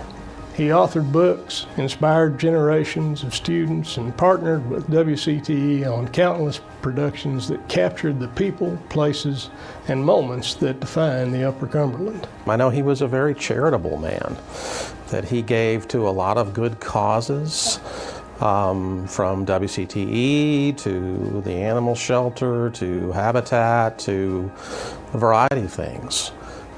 He had a big heart at the end of the day, and he liked helping people. So one of the things that made him such a good teacher was he enjoyed seeing people learn and seeing people grow. He was a force of historical nature above all. That's one thing that really stood out about him, and that was his absolute energy and his devotion, uncompromising devotion, to the importance of accurate and honest history and to the importance of the Upper Cumberland in particular, about which he knew practically everything. And I miss him every day. We believe Dr. Birdwell would be humbled to know that his life's work continues through all of us. Every time we preserve a story, protect a landmark, or share the history of the Upper Cumberland, we honor his vision. Tonight, it is our privilege to recognize a man whose passion ensured that the story of this place and the people who built it will never be forgotten. Please join us as we honor the enduring legacy of Dr. Michael Birdwell. Well, there you go. Are you good? I'm good. Yeah, I'm good. Although when I actually did that piece, that interview, I was not good. Wow. Well, you did a fantastic job, and what a nice tribute to Dr. Birdwell and the work that he did. And we were so honored to recognize him for the work that he has given to us for a lifetime, right? Absolutely, and a lifetimes to come. Yeah. Yeah, his work is still showing up in places, wouldn't you say? And it will continue to. Yeah. Yeah. What do you think his students would say about Dr. Birdwell? He was intense.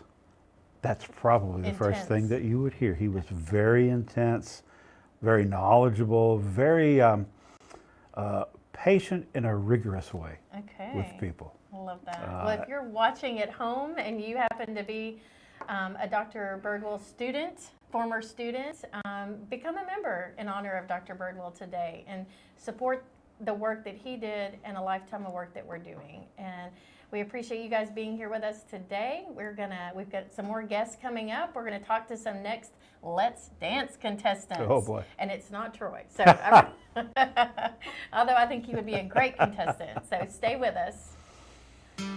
If WCTE wasn't here, somebody would have to invent it because there was such a need for the function that WCTE serves here in the community. It's our only really local TV station. Advantages of having Channel 22 and the programs they brought were tremendous. WCT is important in the Upper Cumberland. It reaches underserved areas that don't have any other access to the educational opportunities. They do try to be good members of this community, showcase what all the many wonderful things that are going on here. It was obviously a challenge in the early years, especially when you almost expected to see a camera held together with duct tape and baling wire, but you knew that they were doing the best they could programming-wise to produce quality with what they had to work with. It's good television. I like that they're dedicated to education. It's, in my opinion, some of the best programming on television. WCTE is known to some extent all over the world. There's a perception that WCTE is trying to bring things to the Upper Cumberland, which is true. Its mission is education. It brings in a lot of very interesting programming. But another big part of the mission of WCTE is bringing our region to the world. Public media has always been an important part of the American scene. It is our mission to serve the people, the public in the Upper Cumberland area.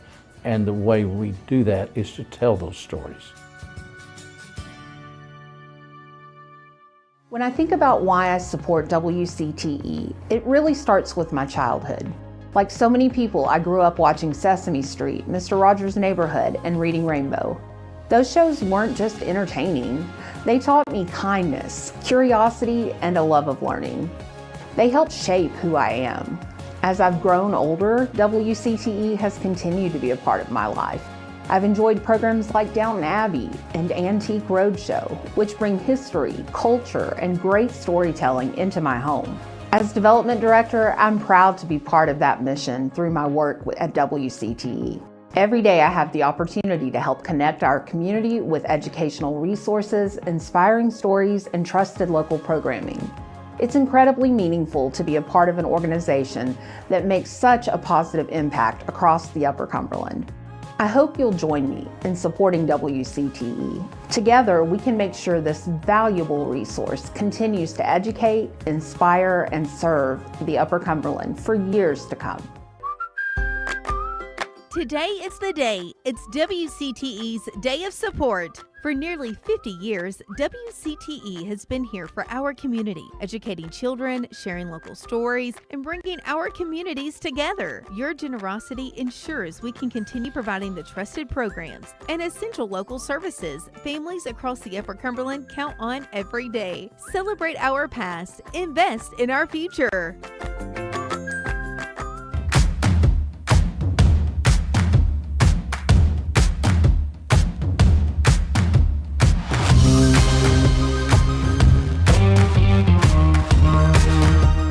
Mitch went to school for dance for the first 18 years of his life. That's right. And was trying out for the Russian ballet, actually, but they told him he wasn't good enough. Visa got denied. Yeah, and so he's using Let's Dance as a way to live out his real childhood dreams, which was to grow up and be a professional dancer. And Nick was an Elvis impersonator, so that's also something true to consider as well. I am doing this to promote awareness for PBS, help fundraise, help support. And like Kelly said, it's really cool to do something for a good cause that I also grew up watching PBS and have really fond memories of not only the content but the education pieces of it as well. I know that funds for public broadcasting have been cut severely, and I think it's important that we help in that way. And Janet's a retired teacher, so she cares about education, and I'm sure all the things that public TV does that we're not going to get anywhere else.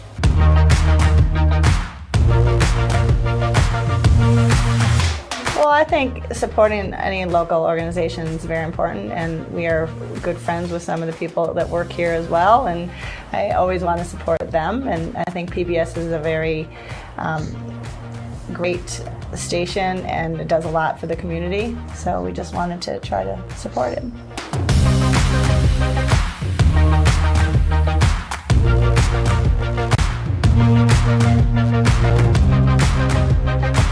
I met Rhonda in 2002. I had been dancing for a few years, and we immediately got into that kind of thing, and we pretty much stayed into it since then. But honestly, it's something totally different than what we would ever do, and I think that alone has made it a worthwhile experience, and more importantly, helping out PBS and the community. But just what it's been able, it brought us closer. It really did. We thought we were all as close as possible, but it's been a great time, honestly. And learning something new together has been really cool. I mean, we fall together, we stumble together, and it's been just hilarious. Stepped on toes. Let's dance! We will see you next year. Welcome back to the WCTE Day of Support. I have Samantha and Derek Brown with me, and they have an exciting announcement on the heels of that Let's Dance video. What would you like to tell our viewers at home?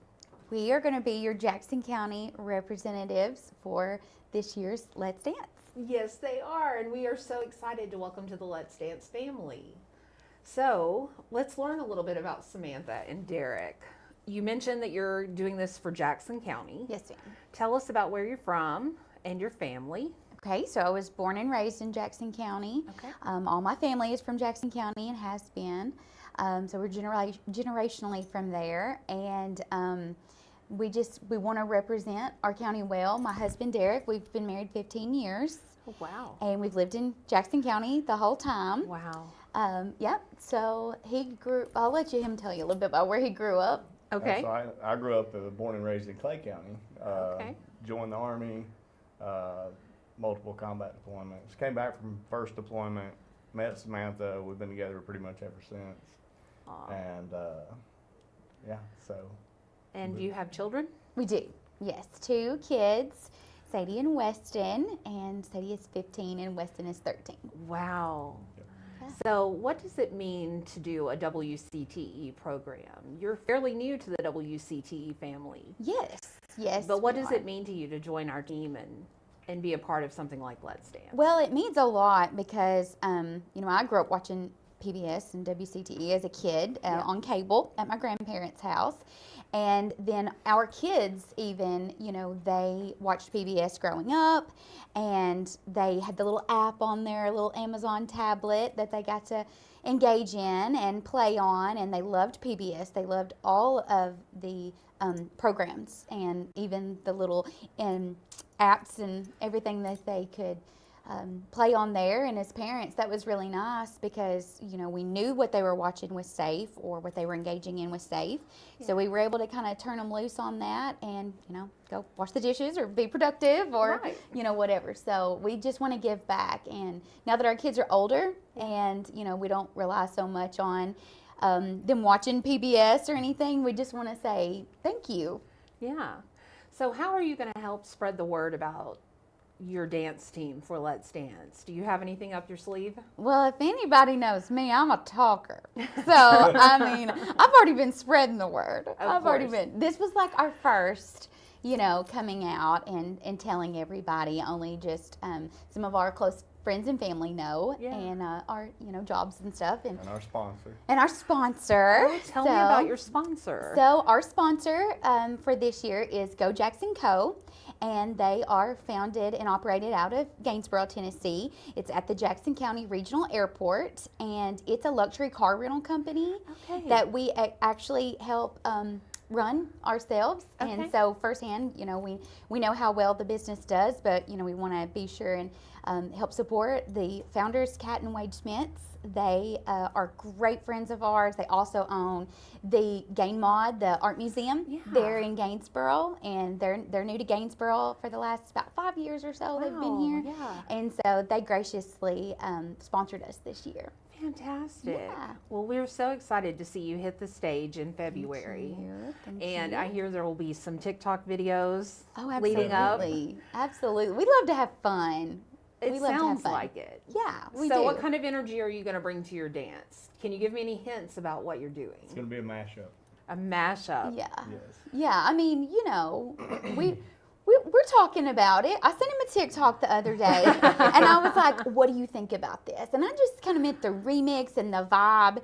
And, this man is all in. He supports me 100%. He literally texted me back and said, I love it. I don't know if I can do the splits like that or not. And I'm like, well, you're going to try. No, I didn't even expect that out of him. I didn't mean for him to do the split. So, but we're a high energy couple. Yeah. And we love to have fun, on the camera, off the camera. We're just fun people. So we're looking forward to a high energy. Oh, absolutely. Absolutely. Like if I could ever incorporate some Britney Spears up in here, y'all better watch out.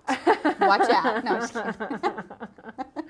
Fantastic. Well, we're still in our day of support, and we want to encourage you to give using the number on the screen, the QR code. You can also donate online at WCTE.org. And this is Samantha and Derek Brown. They've just announced that they're one of our couples for Let's Dance 2027, which will be held at the Knoxville Convention, I'm sorry, not Knoxville, the Cookeville Convention Center on February the 11th. So we have that to look forward to coming up in the spring. Yeah, we look forward to it. Yeah. So tell me about some of your favorite PBS memories. Okay, so my younger sister, I know she watched Caillou, and I watched Dragon Tales, and I grew up, you know, at my grandparents' house a lot, and they had cable before they had anything else, any DirecTV or any other networks, and so, you know, I grew up watching that, and like, I don't know, did you ever watch PBS? I grew up way different. Oh, yeah? I grew up playing with sticks and rocks. You know, I lived on a farm, low income family. You know, we stayed outside. Yeah. So we were country kids. So Yeah. I've watched my kids watch PBS. So, Yes.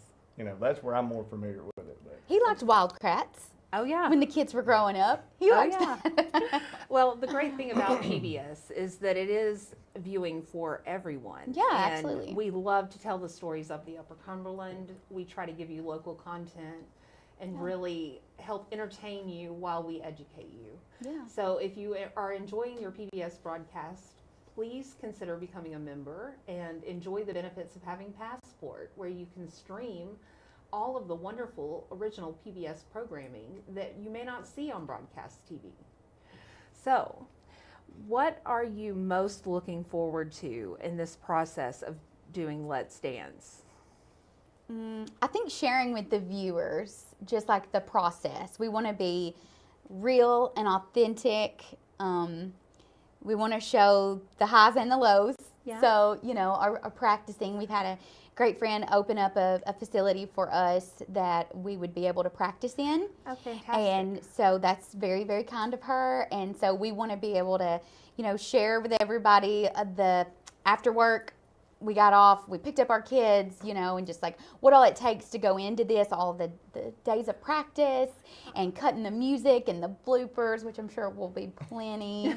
There'll be plenty of that. And so like we want to share just like the authenticity of what this takes to do this and squeeze this into our schedules because we're busy people. Right. So, Everyone's so busy. yeah, everybody's these so days. busy. So, but we all have time to make a little room for WCT. Oh, absolutely. That's, you know, we'll put everything on hold to do this and we'll rearrange our schedules. We just want to give back and support. Fantastic. Yeah. Wonderful. Yeah. Well, thank you so much. And if you need more information on Let's Dance, you can visit our website at wcte.org/events. And there's more information about how you could participate. That's right. We're still looking for contestants to be a part of Let's Dance. We are looking for dancers, especially in Overton, Cumberland, and some of our other surrounding counties. So if you're watching this right now and you're thinking, I could do that, yeah, come take on Samantha and Derek and see if you've got what it takes to master Let's Dance 2027. Thank you so much. Yeah. Thank you for having us.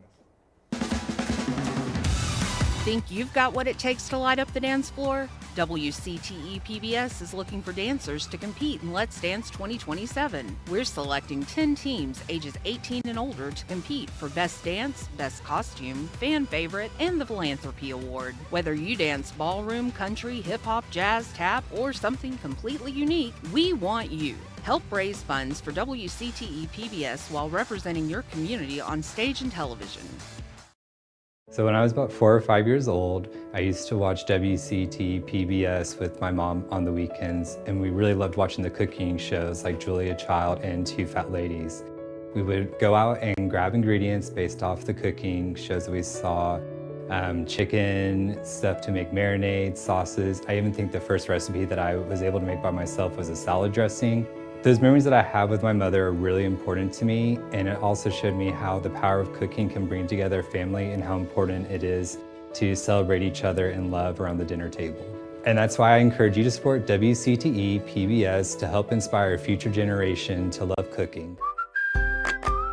Today is the day. It's WCTE's Day of Support. For nearly 50 years, WCTE has been here for our community, educating children, sharing local stories, and bringing our communities together. Your generosity ensures we can continue providing the trusted programs and essential local services families across the Upper Cumberland count on every day. Celebrate our past, invest in our future.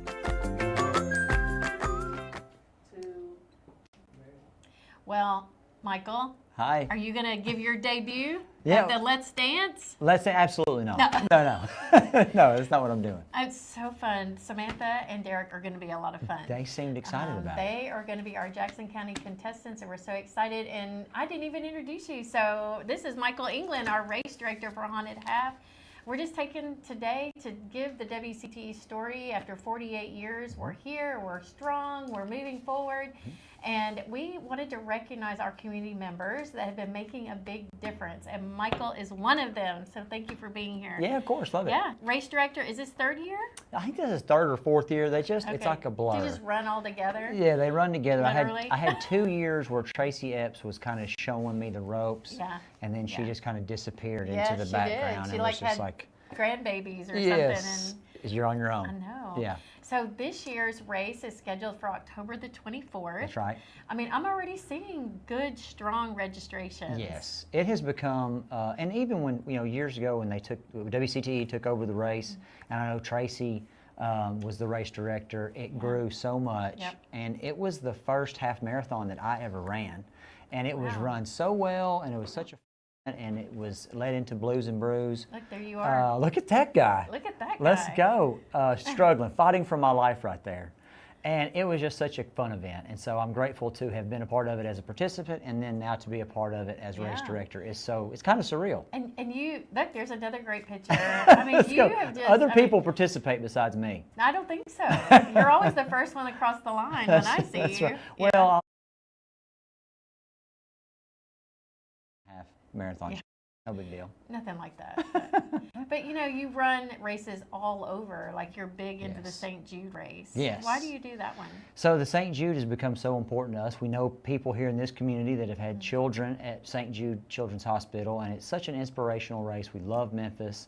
It's another race that is run so very well, and it's an opportunity to fundraise for St. Jude, and it's an opportunity to participate in those children's lives and just help others. And so that's what we really like about it.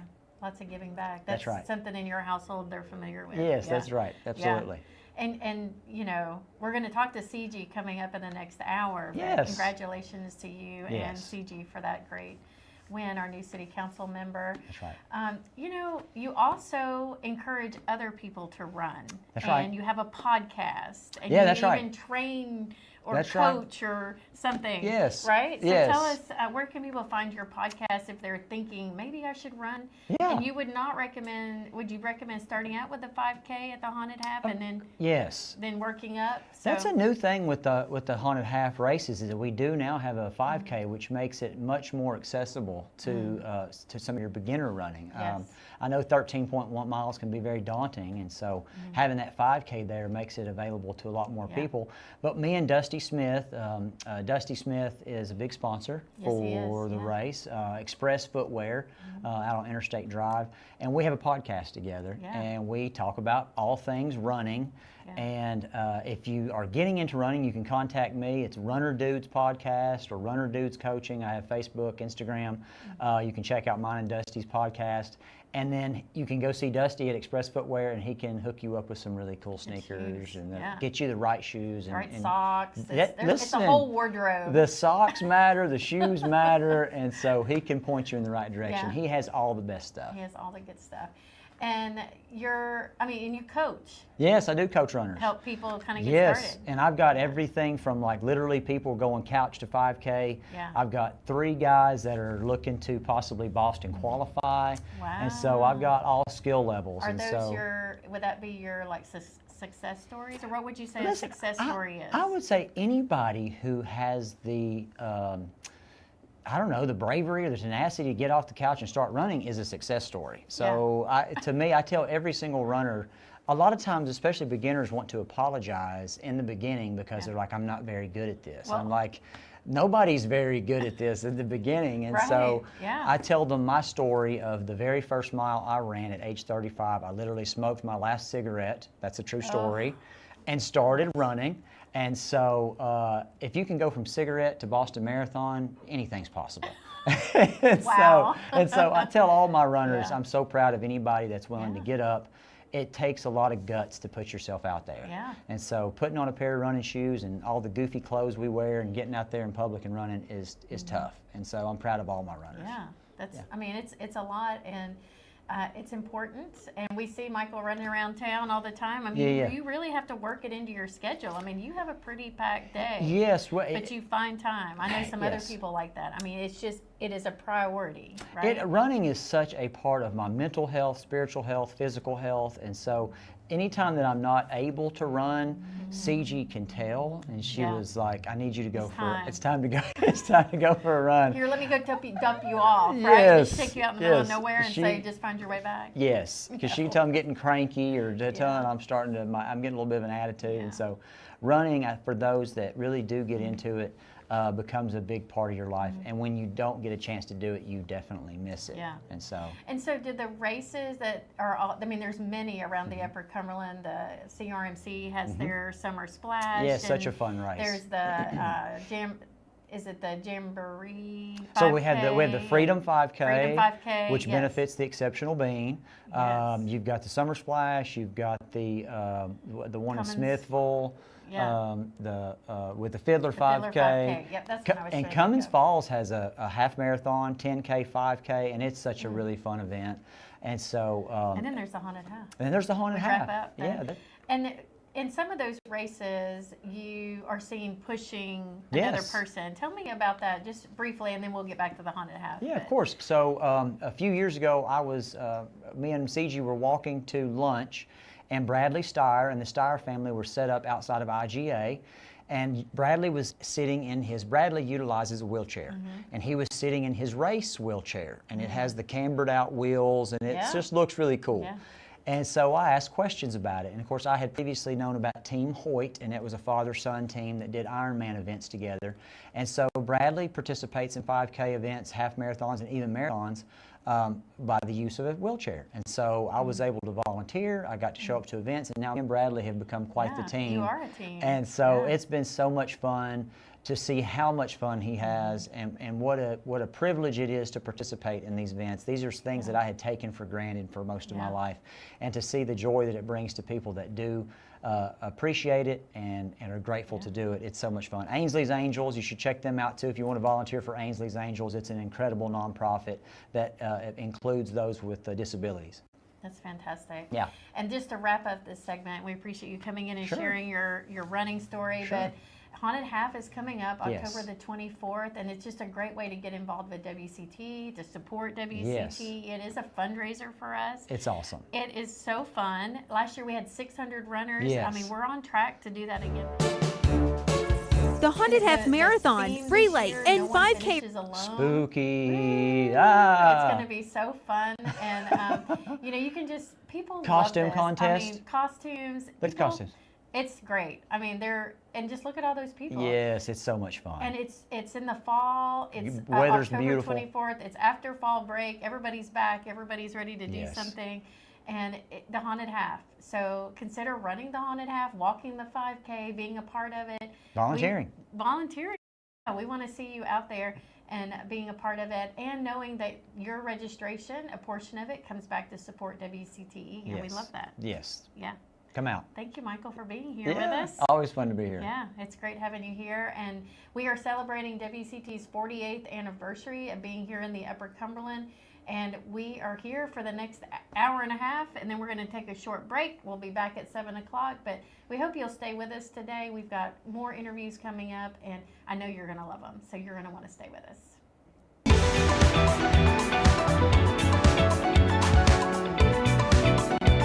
At WCTE, we believe supporting public television should be fun, and we put the fun in fundraising.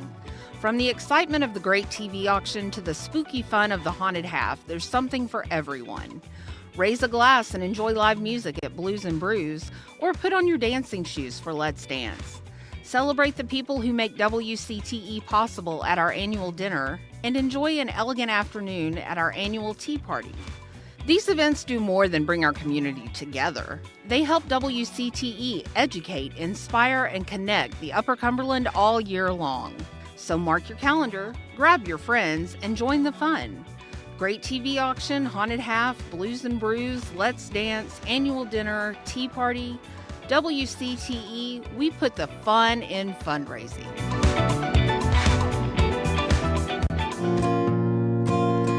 I wake up every morning with a smile on my face. I'm proud to be a member of the human race. Hey y'all, my name is Cherokee Upton and I'm from Salina, Tennessee. Thank you so much for having me.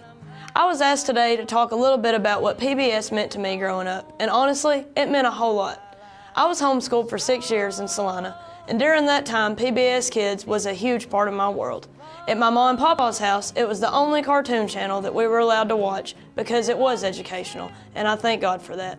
What would we have done without Sesame Street, Mr. Rogers' Neighborhood reruns, Teletubbies, The Magic School Bus, Wild Kratts, Clifford the Big Red Dog, Word Girl, and so many other shows that helped shape our childhood. They didn't just teach reading and science, they taught life lessons. They taught kindness, creativity, and the power of being yourself. PBS wasn't just a channel, it was a lifeline for kids like me, especially in small towns all over America. It gave us all an equal chance to learn, to imagine, even when we didn't have much else. And I've got a lot of love for WCTE, and it's a station that represents us, our towns, our artists, our farms, our music, our stories, all things local. It's a rare and beautiful thing to have a local media that truly cares about our community. WCTE and PBS can no longer continue to do what they're doing without your support. They rely on donations and local involvement to keep going and to keep reaching the next generation of children. Having access to local news and educational program matters, now more than ever. I miss the PBS that raised America, and I want to do my part to help keep it alive for the kids growing up today. Thank you.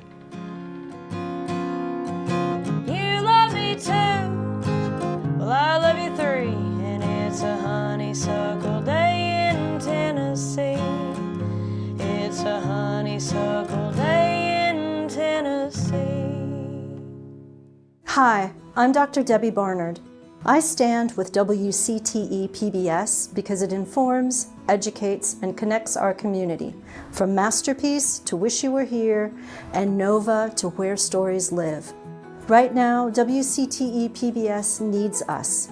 If we don't act, we risk losing this vital local resource. Join me. Become a member today. Let's keep WCTE PBS strong for all of us. I wake up.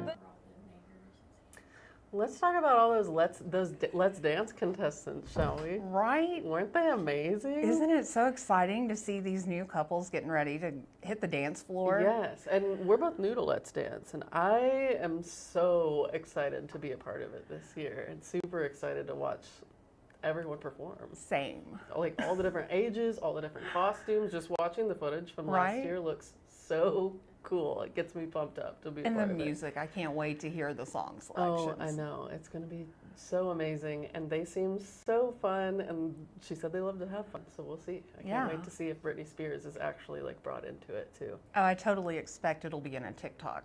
She said she's going to make TikToks to promote them as a team. I know. And show the behind the scenes. How cool is that? I know. It's super cool. I can't wait to see them come up on my For You page. Yeah. At some point, I'm going to be like, oh my gosh, there they are. Yeah, and we have so many exciting fundraisers going on this fall here at WCTE. Before we get to Let's Dance, we've got a few to get through. We've got yours, Stations of Imaginations, coming up on September 12th. Yeah, Stations of Imagination is my heart and soul right now. And I've got Daniel Tiger coming for all the kids to be able to see him and hug him. And I'm going to hug him because I'm so excited that he's going to be there. We've got lots of fun activities that are going to be at Stations of Imagination. I've got mask making. We've got a 360 photo booth, which is going to be super cool. Fun. Tons more of activities, building, architecture, anything that you could think of that your little ones might love. You've got to bring them to Stations of Imagination. Yes. They're going to have a great time. Yes. And then on September 19th, you're going to join us in Rugby for the tea party. I am, and I'm so excited for a tea party. Big hats and tea and little tiny finger sandwiches is going to be the best time. Oh, yes. You definitely want to buy tickets for that. In the wonderful town of Rugby. Yes. Yes. And then October. Yes, Haunted Half and Blues and Brews. Yes. Yeah, so Michael was just telling us about Haunted Half. and how exciting that's going to be. And dropping cigarettes and then running is a crazy and inspiring story. Very inspiring. Yeah. So next up, we have a lot of elected officials for you to see and hear about new things coming up in Cookeville. We have a philanthropist that you all probably know, and a lifelong member. Yeah, Super excited to hear from them. We want you to stay with us, and we want to thank our sponsors, the Swallows Agency, Twin Lakes, and the Rogers Group. Don't forget to donate, because we need your donations to keep talking, keep producing, keep learning here at WCTE. So stay tuned. We'll be right back.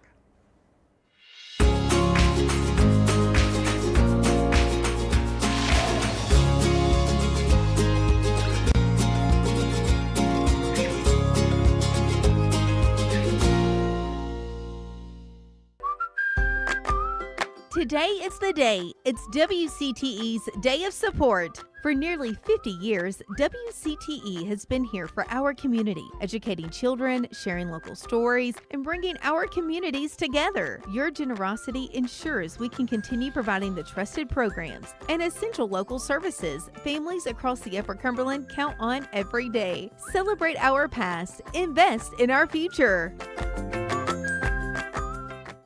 We became really good friends with our local PBS staff during the COVID-19 pandemic. We found that pretty much we were spending every day together, 6 feet apart, but together every single day. Our community really came to trust our mayors in the updates that they did as we all learned together what COVID-19 meant and was going to mean for our future. Here we are, guys, already 5 o'clock. Thank you for joining us. If you're just now tuning in, WCT is celebrating 48 years of service in the Upper Cumberland, and we're so happy you're with us. We're going to be on for the next hour. We're going to be interviewing a couple people. Right now I have Randy Porter, which is probably a familiar face to many of you if you live in Putnam County. But we're also going to be speaking to our newly elected city mayor, as well as one of our new elected city council members and a commissioner. Wow. So we've got a busy hour coming up, but just we wanted to recognize our people in the Upper Cumberland that makes our work possible and who are great partners. And Randy, you and Putnam County are one of those key people that help us. So thank you for your contribution and your service to the work that we do. Oh, you're welcome, Avery. And it's a great partnership. We're a team. You have helped us out so much over the years, and as folks may not know, you helped us with a tower site that we built up next to your tower that is the center of all of our communications in Putnam County. Long before we were ever together, right? Yes, this was back in Becky's days, and it's been a great partnership, we love WCT. And we saw Brandon, he did a little clip that just kind of throws us back. I can't believe it's like been over 6 years since we went through some of that. And you know, it still is, you know, with COVID and the tornado, I mean, it's still very top of mind, I know, for a lot of people, but God, 6 years. It doesn't seem possible, and most people don't know that 3 days before the tornado, we had worked on the media center at the Emergency Operations Center so that we could go live on WCTE. Wow. That Friday we tested it, and then on that early Tuesday morning, the tornado hit. And timing is everything, it's right? crazy. And myself and Mayor Shelton went live that morning at 4 a.m. On WCTE, and it was And you were able to connect crazy with the viewers and let people know what was going on, and where they could find help and support and loved ones and all of those things that you I mean, we don't think about it until it's on us. It actually happens. You guys probably practice more. And then not many, like a week, 2 weeks later, we were doing the COVID thing. Next week, COVID hit, and it was like we switched from doing tornado updates. We were splitting it. We were doing half tornado and half COVID updates, and then, you know, COVID lasted for a long time, and we continued to do those updates for quite a while after that. It's such a key thing, and communication is so important, and it's one thing that we pride ourselves on is being able to have access into people's homes. And we are free over the air, which, you know, there's so many ways people watch now with the satellites and the cables and the streaming and all of that, but Yeah. I promise you there are still people in our community in all 14 counties in the Upper Cumberland that watch us over the air. Now, whether it's access or cost or whatever that may be, it's important that they know. Yes. They know when there's an emergency, they know what to do, and we play a part in that. We're able to connect with them and give them that. You play a huge part. And the thing about the tornado was it knocked out a lot of the cell services. And so a lot of people didn't have any access to cell phones, and the only thing they had was their over-the-air TV or their cable channel maybe that stayed up so they could see WCTE and get updates. I heard hundreds of people talking about how they watch those updates every day. Yeah, it's so important. And then, again, I know we carry on about it. We talk about, well, you know, you don't need it till you need it, but boy, when you need it. And we were just talking, we had a board meeting last night, and they were just talking about that same thing where there was some cell service issues with Verizon and AT&T just last week. Yes. McMinnville had a situation at their TCAT, TCAT, I believe it's called. and you know, the cell service was down, and they could not communicate with their officers, and that's, I mean, it's just scary. It you know, is. you're just almost frozen, and so we're happy to be able to provide that, have this partnership with Putnam County. And we're still doing great things, continuing to find great things. Oh, absolutely. Right. Well, we're partnering with a grant with y'all now for your I know. tower side. Surprise. Surprise, yeah. We're always about WCT and anything we can do to partner with you. Well, thank you, Randy. Now you are new. You're now been elected. Yes. This is your third. Fourth. Starting the fourth term. Wow. That's incredible. It is. I mean, you've kind of gotten through the learning curves. What's one more term, right? Yeah, and you know, I was in county government, you know, as the EMS and 911 director for 30 years before I ran for mayor, and it's just it's a true honor. It's a way of life now. It is, and it's such an honor to serve your community, and to win again for the fourth time. That's so humbling to be able to know that the citizens still like what you're doing and they want you to stay. And we live in such a great community. Absolutely. I've been a lot of places. I know you have too. Better than Copeland and Putnam County. So we had Amber Flynn here earlier, Jared, and she was saying the same thing. She was like, it's very special. It is. And it's because of the people. It's people like you, Randy, that's here making our lives good every day. Well, and you too, Avery. I mean, you think we live in such a great community that, I mean, I walk outside the courthouse to get my vehicle and people are tooting their horn at you or waving, you know, and it's just a great community. I love Putnam County, and I know you do too. I know it's a way of life. They talk about work-life balance. You know, it's just all joined together. It is. Yeah. So what about this? You're newly elected, and you kind of talked a little bit about why you ran again. Yeah. But you know, why do you think a fourth year is going to make? Is it going to be? I mean, do you have some big things in? Because this is your last one, maybe? I don't know yet. Oh, okay, well, good. Yeah, I don't know yet. It's not putting words in his mouth. No, right. and it's, you know, it's just fixing to start, and everybody has a season, and so you got to kind of figure out when that is. Kind of. So well, you know, we won't rush 3.5 years, you know, we'll decide, and decide. you know, if people still want me, I might run again, and we'll just have to see what happens then. But we got a lot of projects going on. I was going to say, why don't we talk a little bit about some of the projects? Yeah, we got the new expo center. I'm so excited about it. It's going to be unbelievable. 67,000 square feet.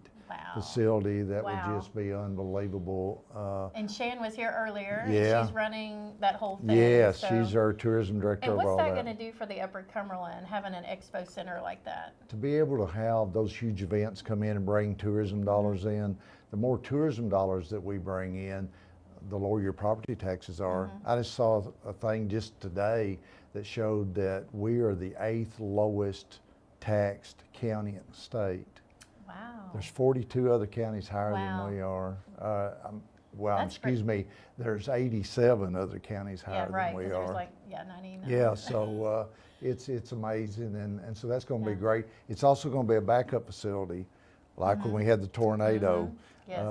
We didn't have a huge facility to be able to take folks to, you know, that lost their homes, and so that's going to be a backup facility and disaster relief too. We're looking at building a new school transportation facility. We're looking at building a new road department, all those things on Tennessee Avenue. Just a lot of great projects ahead for Putnam County. No, and the new fairgrounds, which is out there. So a lot happening on Tennessee Avenue if Yes. you've not been out there It anytime is. soon. And maybe, I think, a hotel possibly, right? Yes. So the whole kit and caboodle when you talk convention center. So we are excited. We're talking to Randy Porter, County Exec, Putnam County. So happy to have you here. I think we're going to take a little break, and then we're going to be back in just a few minutes. But we're happy to have you here with us, celebrating 48 years of WCT being on the air in your living room. And we don't take that for granted. So thank you. Thank you for being a member. Thank you for supporting the station in whatever way that you do that. We are so grateful. And we want to continue the great work. So if you're not a member, consider becoming a member today. Going back to the March 3rd tornado in 2020, we were able to get our talking points together and put both our city mayor and our county mayor on air before daylight, before any of the Nashville stations had made it here to tell our story. We were able to go live on air and give our local community an update of what had happened.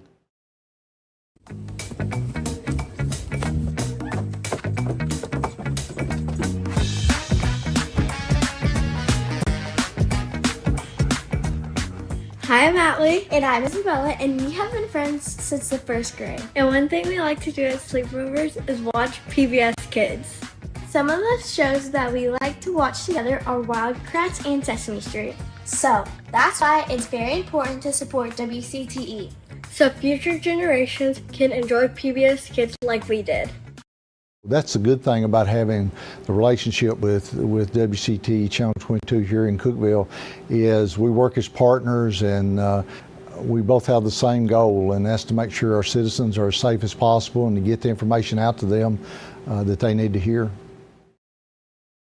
Hi, I'm Letty Collier, and I'm a proud supporter of WCTE PBS. When I was a child, we spoke only Spanish at home. Before I ever stepped into a classroom, PBS was my lifeline. It helped me learn English. Shows like Sesame Street and Mr. Rogers' Neighborhood taught me language, kindness, and curiosity. Today, I still love watching WCTE. It keeps me connected to what's happening in the Upper Cumberland. I especially enjoy Wish You Were Here. I've discovered so many amazing places in our region thanks to that show. And with the PBS app, I can watch thoughtful, inspiring programming anytime. In rural areas like ours, WCTE is more than just TV. It's education, it's storytelling, it's community. That's why I give, and I hope you will too. Welcome back to this WCT. We're having a special segment today, celebration of our 48th anniversary. WCT went on the air in 1978, believe it or not, and Randy was here just talking about the great partnership that we have with Putnam County and how we have provided some of those backup resources that they need to keep our community safe, and we're so grateful for him. And now we have Chad Gilbert here. Welcome, Chad. Well, thank you for having me. Yeah. So, Chad, you been involved with the city council member for the last, is it 3-4 years? 4 years. We do 4-year terms. 4-year terms. Yes. And you re-ran. Yes. And now you are our mayor. I am. How is that? Is that sunk in yet? A little. Yeah. It was exciting. It was an exciting campaign. It was an exciting election night. And maybe over the last couple of weeks, people have been really gracious, and they're encouraging, and everybody's still happy. Yeah, pushing you out there, like sitting back, got the popcorn, like. Yeah, you like to think no one's mad at you yet, that kind of right, thing. So everybody's been really supportive. So it's sunk in a little bit. We've only had one meeting, and it was the transition meeting. Yeah, so we'll have a normal meeting next week, and I think it'll sink in then. And some big shoes to fill, right? Yes. Did Lauren have any words of wisdom for you? She did. She's been real encouraging. Her at the transition meeting, she had some really nice, classy things to say. And encouraging things to say, not only for me but for the next council. Yeah. And then in private conversations, and she's a good resource, and so are other past mayors. We're fortunate to have several here that are still here to call on for resources. But yeah, she's been really encouraging. That's great. Yeah.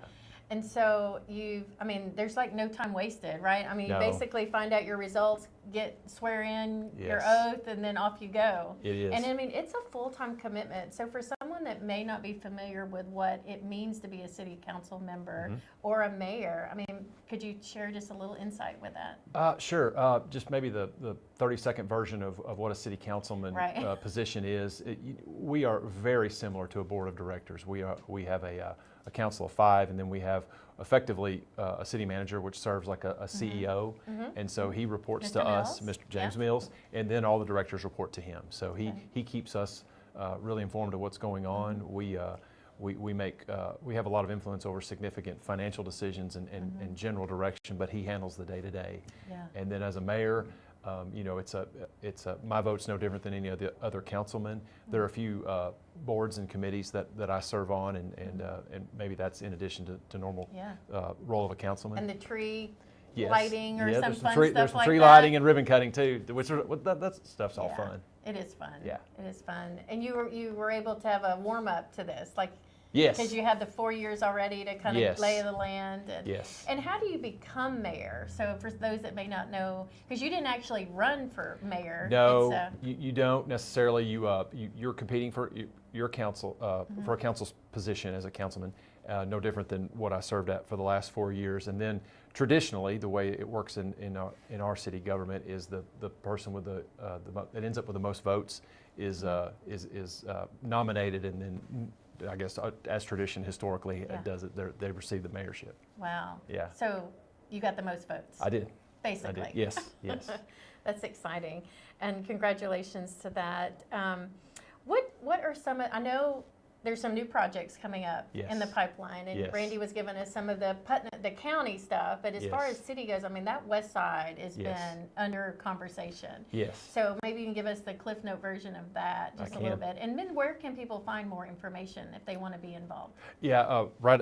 To answer that one directly, we all of us want to be a champion for our website. The City of Cookeville website is got all the what we feel like is where all the good resources and information can be found. Right. We just got our parade permit for the haunted Okay. house, so it's on there, folks. It is just about everything you can want to know that would be I don't know, just routine, whether it be a permit or an update on a project. We try and keep that really current. So we want to encourage people when to go pick to up the that. Christmas tree.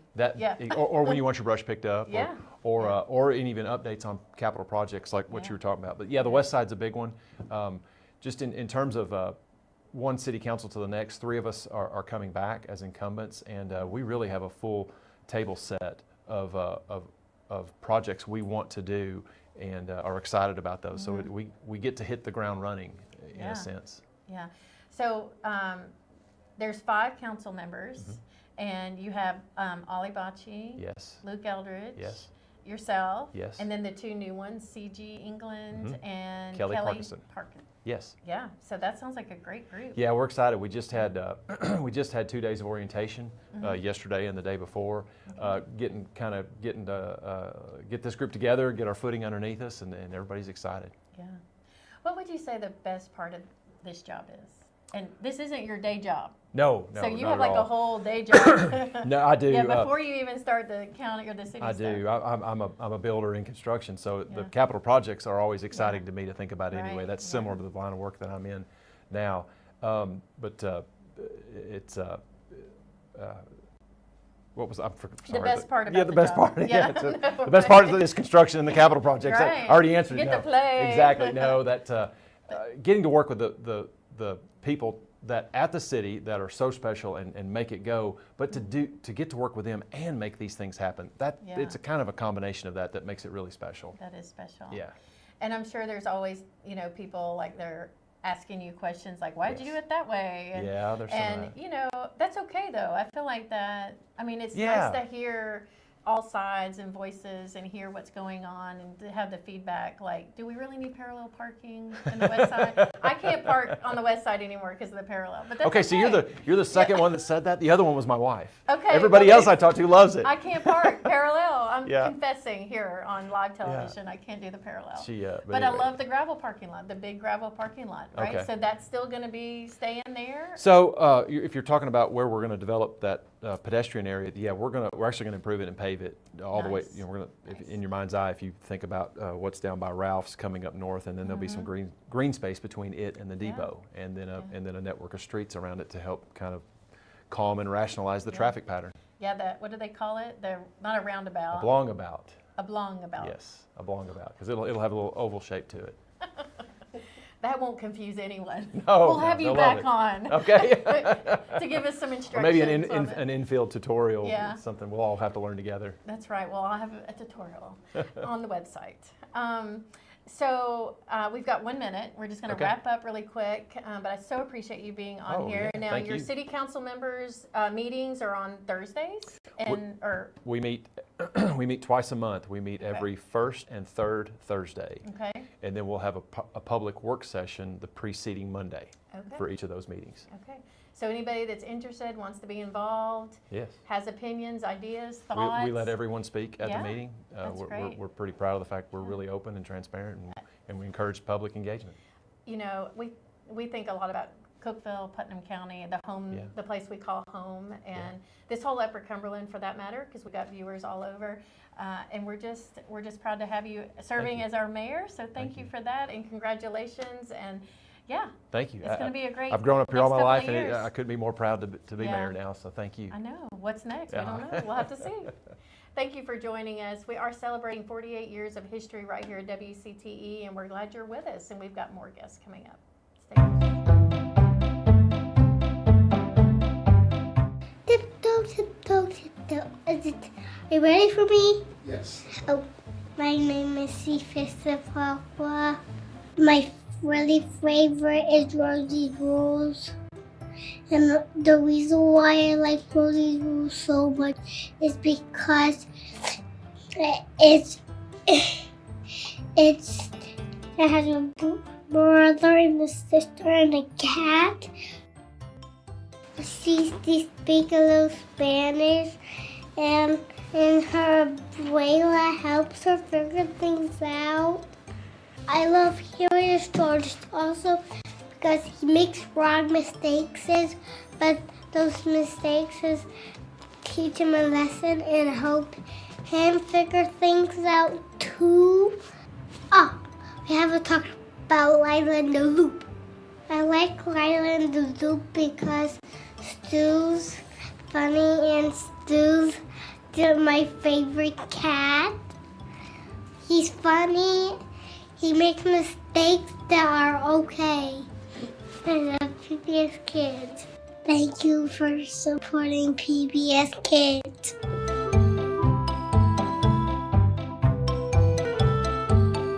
Can't play with the iPad. Why do we have to finish it off?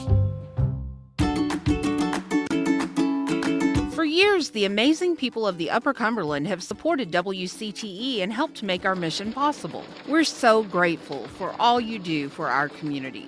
If you're not yet a WCTE member, join our wonderful family today.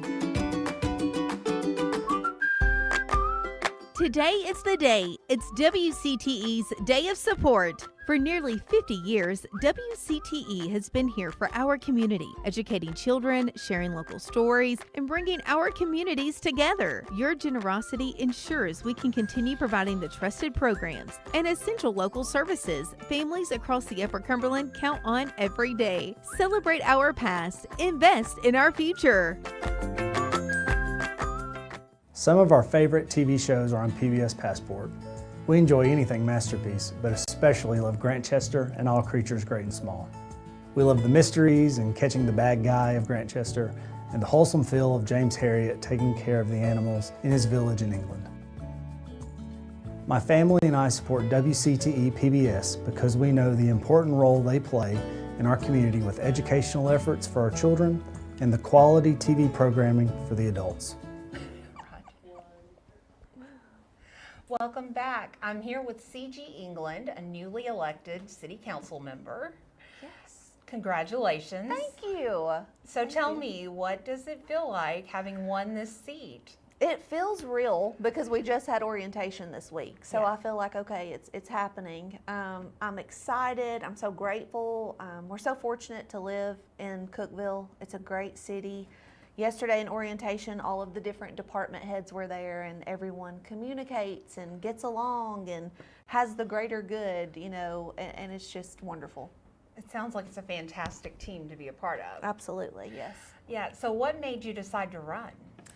You know, I thought about it, and I kind of had the idea. I talked to my husband about it, and then we talked to previous mayors, and Lauren was the current mayor at the time, and I had a lot of questions, but at the time, there wasn't a lot of people announcing that they were running. Right. And so I was kind of like, well, who's going to run? So why not me type of mindset.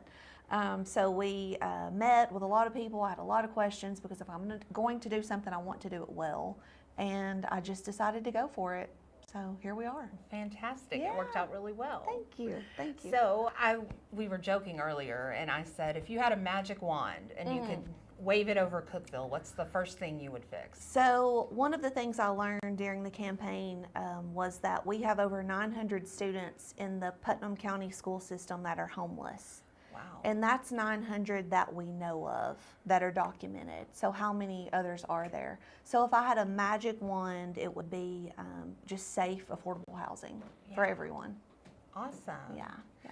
So what scares you the most about this new position and new journey you're on? Some of the former city council members said, you know, people are going to get mad at you no matter what decision you make, and you may lose some friends. And I don't like people not liking me. Yeah. But also, I'm going to be 43 next month, so I care a little less about people and everyone liking me. Yeah. But I don't ever want to make anyone upset, or I don't ever want someone to think that I'm a bad person, because I know that I'm not. Right. But I also know that when you're in city council, you're inviting that in, and you're going to be working on controversial topics sometimes. So I'm trying to get ready for that. True to yourself. Staying true to myself, and everyone was lovely during the campaign. Yeah. So we had no issues at all. So I think if I just stay true to myself and make the next right decision, I think we'll be fine. Yeah. Yeah. Well, tell us a little bit about yourself, CG. For those of us at home who may not know who you are, yes. You have some wonderful businesses in this community. Yes, so I have CG's Boutique, which was my first baby, and it is a women's clothing shop that serves women of all ages and all sizes. So no matter how old you are, what size you are, you can shop there. She's turning 12, CG's is this year. Then my husband and I co-founded the Exceptional Bean Coffee Shop, which is a nonprofit coffee shop that employs individuals with disabilities and special needs. We have 2 locations here in town. We're in the lobby of Cookeville Regional Medical Center, and then we're in the old 1 Hour Martinizing building at 55 North Walnut. I also have a little vintage shop that I do with my parents, which is in the same building as my clothing shop. I make candles. I'm just doing the most. Is there anything you can't do, CG? A lot, but we don't have that much time to talk about it. Awesome. So tell me about a WCTE memory that you have. Okay, so I have WCTE memories from when I first opened my shop here in Cookeville. I took part in the auction, the live auction. So that was a huge moment for me to be on this broadcast, to be a part of my community, and then every year since then I have participated in the auction. And then I've also participated in the, what's the festival on the square? I'm drawing a blank. Blues and Brews. Blues and Brews. Oh, are Fall you talking of Fun Stations Fest. of Imagination? That, yes. There's so many. That so one's many coming up things. very soon. Yes, and then of course the Haunted Half, Yes. because I'm married to the Haunted Half champ. I think he would be mad if I didn't give him a shout out.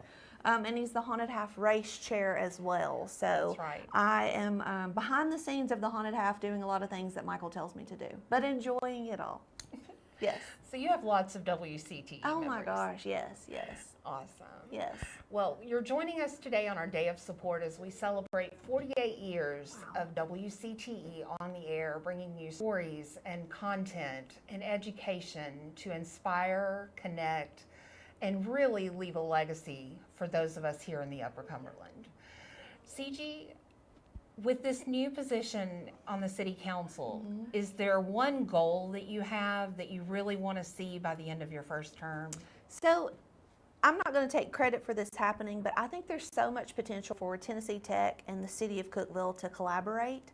Right now, I know they're on the same team and we're all, cheering for each other, but I feel like the city of Cookeville is so busy being the city and doing all the city things, and tech has so much going on, but I feel like there's a lot of room there for us to collaborate on community events and then throw WCTE in on those events as well. So I just think we have all these puzzle pieces to do some really cool events for the Upper Cumberland, not just the city of Cookeville.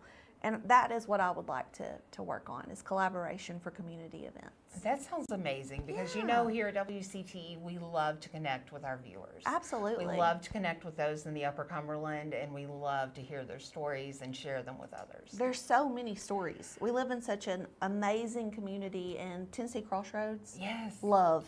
Yes. Love. I learn something new every time I watch. Yes. Yeah, it's great. Well, it's been wonderful chatting with you. You too. Please consider giving today on our Day of Support. You can visit our website at wcte.org, or you can call the number on the screen. Thank you.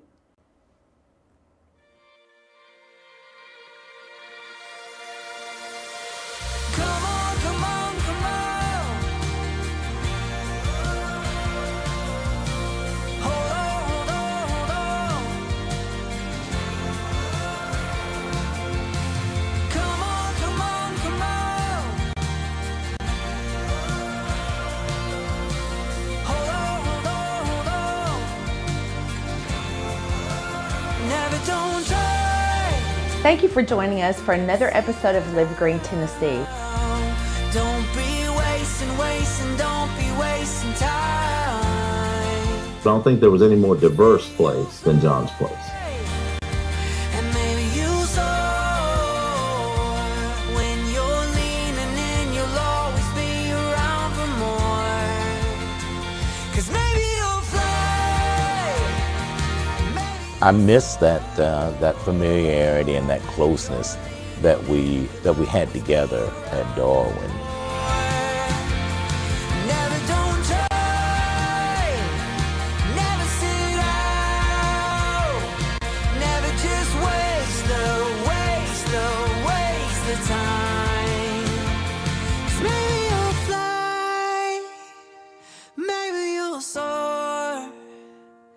When you're leaning in, you'll always be around for more.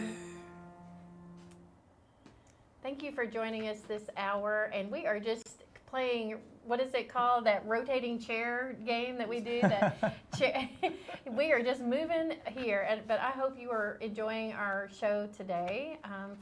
We've got 30 more minutes until we break for news hour, and then we'll come back at 7 to 8. But we're here celebrating 48 years of WCT service to the Upper Cumberland. And you at home viewing and watching this, you're a part of this. So thank you for that. And thank you for being a member, and thank you for supporting the station all these years. And right now, I want to introduce our next guest, which is Costa. Yes. How Costa are you? Yepifansev. I'm doing great. Yeah. I'm doing great. Yeah. You Absolutely. are Thank you for having me. Of course, absolutely. A familiar face to this community. I'm sure people, you reach a lot of people. And Yeah. part of the way you reach them is through this podcast that you have. Yes. So Better Together with Costa Yepifansev. We started the podcast back in 2021. We really didn't know what we were doing, whether we were going to have any success with it, but we just kept at it. Yeah. So we've got about 60,000 people that listen each episode, Wow. and 91% of the listenership is in the Upper Cumberland. That's fantastic. We interview a vast amount of people from all different backgrounds, and we kind of tap into whatever the flavor is, of the moment. So Totally. And part of that flavor this last 6 months or so has been about our elected officials. We had Randy in, we had Chad, we just talked to CG, and we've got Kelly coming in, or Kathy, excuse me, coming in here in a minute. But you had a chance to kind of interview them during the campaigning. yeah, I was a pundit. I was definitely a pundit, yeah. No, not really. So one of the interesting things... Do tell. Yeah. Well, so one of the interesting things about interviewing politicians, especially during campaign season, is you get all the energy, right? So, we interviewed Chad Gilbert, and I know he was just on earlier, and to see, Chad, more importantly for the audience, to hear how Chad has evolved as a candidate from when he ran for city council the first time and getting 5th place to becoming the mayor this time, and to hear how he's processed all of this information and what he's learned, and more importantly, he really tapped into what people wanted. He had goals for himself as a candidate, but and what he had a vision for it in terms of the city, but really understanding what the citizens of Cookeville want. And it was great to see. And we had Wayne Neighbors on when he was running, and he just came in like, 100 miles an hour right out of the gate. And I was like, wow, and so you try to match the energy with the guest. And that was a fun podcast. We really enjoyed it. That was. Yeah. And I mean, so the energy, the excitement, the campaigning. Yeah. I mean, that's a lot. Well, and you learn a lot about what the city and the county is working on. They champion a lot of their successes. They talk very little about their failures. But we like a true politician, right? But the good thing is it's a podcast, so we've all been conditioned now to try to be as authentic as possible on a podcast. So you get to kind of tease out, their real selves over the conversation, and get to know that at the end of the day, as big and mighty or as special as we may think that these elected officials are, they're just like us. They're regular people, just like us. They put their shoes on one shoe at a time, right, as the old saying goes. Yeah. So it's definitely reassuring to have that opportunity. Well, I'm so glad you did it, and you can still listen to those podcasts by visiting your Apple Podcasts, Spotify. It's Better Together with Costi Epifancev, wherever you get your podcast, your daily feed, so on and so forth. Yeah. No. I recently re-listened to the one you did with my dad. Oh my gosh, and that was so great. It was so fun to just kind of have that history and kind of preserved. It was just, it was really great. We traveled out to his house in Crawford, Tennessee. We were early on. Morgan was like, "Why you're gonna have to go out here?" And I was like, "Why are we out here?" And she's like, "Well, there's this guy, and his name's Hippie Jack." And I'm like, "Oh boy." Okay. But no, he was phenomenal, and high level, very intelligent, high level conversations. Yeah, it was great. It's just nice to have it. So, just jumping a little bit, you also serve on the WCT board. Yes. And we're thankful for that. So thank you for that service. It's an honor. What about WCT has wanted to make you want to serve on the board? I mean, that's a lot of work. You've got a full-time job, a big family, 5 lots kids. going on. Yeah, my wife is a logistical specialist and a mom. Yes. So WCTE and PBS as a whole has always been a part of my life. So I was born in Russia. My parents and I moved to the United States in 1994 when I was 5 years old. And in school, that was the only thing they had. They had the Reading Rainbow, they had Arthur, they had the Magic School Bus. And so as a kid, whether it's learning English or really just assimilating to the culture, like PBS was a part of my life. And so serving on the board has given me a unique opportunity it's not a normal board because of all the challenges that PBS has faced in recent years, and I like to solve problems, and most of the time you sit on a board and things are pretty kosher, like you don't really have just coast through, put it on your resume. Yeah, it's very passive. What are you saying? We're making you work? Well, I mean, but it's not. It's the kind of work that I like. It's really you're presented with this very unique problem or change, and you have to find solutions to it. And it's a lot like running a business and being given the opportunity to participate in those discussions. I think that lends to a lot of the success that PBS has had even after the loss of federal funding. Let's Dance, a lot of the events that you put together. You know a little bit about that Let's Dance. Yeah, we did that. How fun was that? I'm a consultant. I'm a consultant now. We had a couple on earlier. They just announced their candidacy. Oh, really? Yes, from Jackson County. I love that. We're it's a great excited. event. Great event. Aren't you glad you checked that box early? Oh, God, yes. Yeah, I'm glad I got that out of the way. It was a lot of work, especially if you can't dance. Especially if you can't dance. Exactly. We should call it Can't Dance. That's actually a great idea. It might be, but no, we're not. We're going to keep it there. So you just made me lose my train of thought. That's I was okay. all into That's this conversation, but being a board member and serving on that and having the work that you've done, Sure.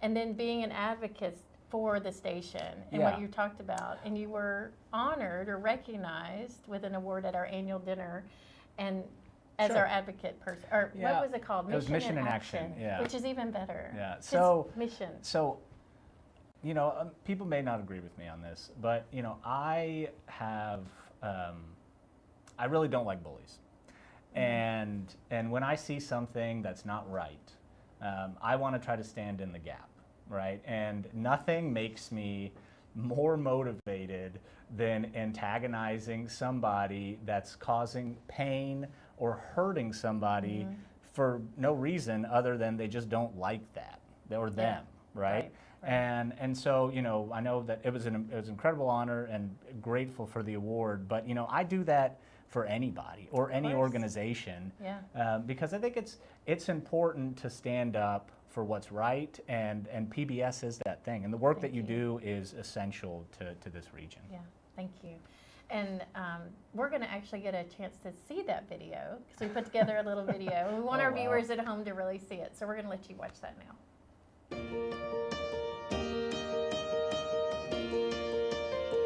Tonight, it is my privilege to present the WCTE Mission in Action Award to someone who truly embodies what it means to stand up for something you believe in. Konstantin Yepafontsev is a champion for public media and has never stopped advocating for what he believes matters. And over the past year, there have been no stronger advocates for WCTE. When federal funding for public media was threatened, Kosta didn't just offer words of support, he acted. He became a walking billboard for public media. Kosta is a strong advocate for all of the things he believes in because of his passion and his energy that he brings to the causes that mean so much to him. I know that he's very passionate about WCTE all the way from his childhood, of course, and now as an adult, volunteering his time and serving on the board. It's a cause that he believes in strongly and he shows up strongly for. Kosta is truly one of the most generous people that I've ever met in my entire life. And his generosity goes beyond, I mean, I know a lot of people know him from the financial contributions that he gives, but also just with his time, with his effort. Kosta is truly someone that wants to see this community become a better place, and he will put himself out there to make sure that it happens. He's an advocate for people, and he sees that though the world looks scary sometimes, even horrific from a real large view, that when we get close together, we're pretty wonderful together. And he's all about getting close and being able to see the humanity in each person. And he's made such a huge difference in our community. Kosta, thank you for your leadership, your generosity, your unwavering advocacy, and your belief in WCTE. It is an honor to present you with the 2026 WCTE Mission in Action Award. Please join me in congratulating Konstantin Yepafontsev, aka Kosta. That is so amazing. I love that video. I do too. Thank you. I'm selfishly just very impressed. Well, Kosta, thank you. Thank you for being here today. And we've just got about a minute left, but you know, WCTE is celebrating 48 years. I mean, that's a long time. It's a very long time. It's a long time. In Huge a couple of years, we're like 2 more, we're going to celebrate 50. We're going to have to do something really fun for Massive. 50. Yeah, massive. You're going to have to turn the haunted half into a marathon. Yeah, that's what we're going to do. Yes. You heard it here first, folks. I don't know. We'll have to talk to Michael about that. and the city and county police, because they're the ones that tell us what we can do. But I just want to say thank you. I know it's a Friday. You've got a busy schedule. You're going to be down tomorrow to cut the ribbon for the new Tech Stadium. Yeah, we're very excited about that. Get that opened Wings up. And it's going to be an exciting weekend. But really, today, WCTE is celebrating 40 years. We're encouraging people to become members of the station today in celebration of that anniversary. If you're already a member, we ask that maybe you just make a little ad gift, a little gift just to go towards the work that we're doing and to continue for this next year, because we don't take any funding for granted. That's right. Anymore. You know, absolutely. Not that we ever did before, but now with the loss of the federal funding, it's so critically important that we have the support of our community. And it goes to great causes. I mean, and great events, you know, and wonderful programming. You really showcase the region extremely well. all Thank across, you. and honestly, like it spans even further than this region. That's you know right. what I'm saying? So it's great. We've done a couple of clips on the Wish You Were Here, and we talked earlier about the reach that it has, and you know they watch it off of the YouTube channel. You know, and we have had people come to Cookeville and the Upper Cumberland because they've seen that series. Right, they move here. It's drawn them to this area. Yeah, Absolutely. draws it, brings them. They come, they leave, whatever it is. Yeah.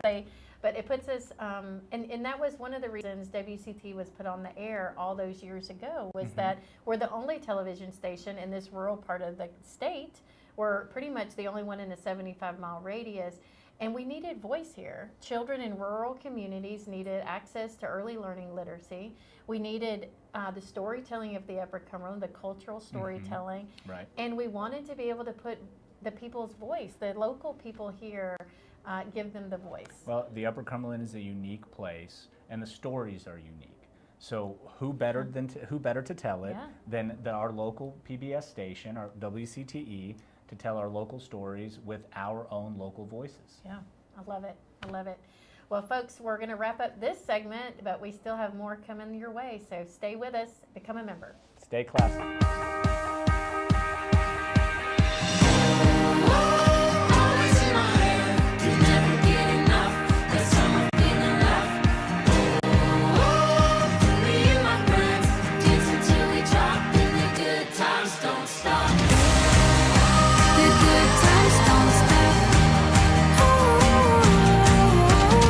We're on the town square in Smithville, Tennessee for the 33rd annual Smithville Fiddlers Jamboree.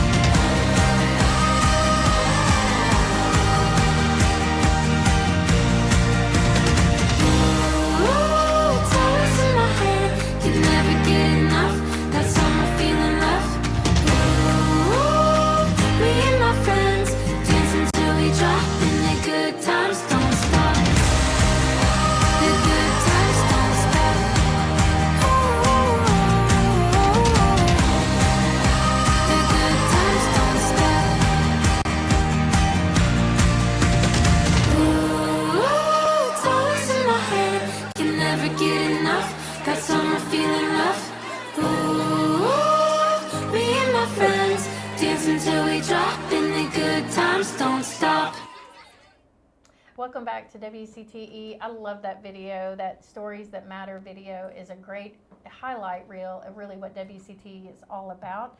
We are celebrating 48 years today, and we are so happy you're with us and watching. We've had a great lineup of guests with us, and it hasn't ended yet. I've got Kathy Dunn here. Kathy, welcome. Thank you for having me. Yeah, absolutely. And I wanted you to come in because you are you have been reelected to your commissioner's term. Yes. You're a county commissioner. Tell us a little bit about that, and tell us about yourself a little bit. Okay. So I serve the 11th District of Putnam County. I've done that, I'll be starting my 3rd term, and I've lived in my district my entire adult life. So I'm just representing my neighbors. Yeah. Yeah. They know where you live. That's right. Yeah. That's right. And so a little about me. Kathy Dunn, been married to my husband we just celebrated our 37th wedding anniversary. Sounds right. That's awesome. Yeah. Just about got him where you need him, right? Just about got him trained. Yeah. And so we were blessed to raise 2 sons, Tyler and Tanner. Tyler and Anna own the Soulcraft Coffee, and that's right. Tanner's a nurse down at Vanderbilt. So That's fantastic. Yeah. So why Putnam County? Why do you love Putnam County? You know, it's where we chose to, we were, me and my husband both grew up here, but we put down roots here. I mean, it's home. I love to travel. We're going on vacation tomorrow, but hey, it's even better to come home. Yeah. I mean, I love showing off, being a realtor, I love showing off our community.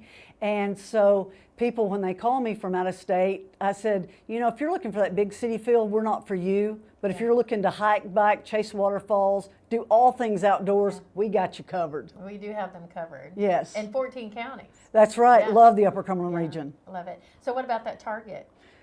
I'm going to enjoy that too.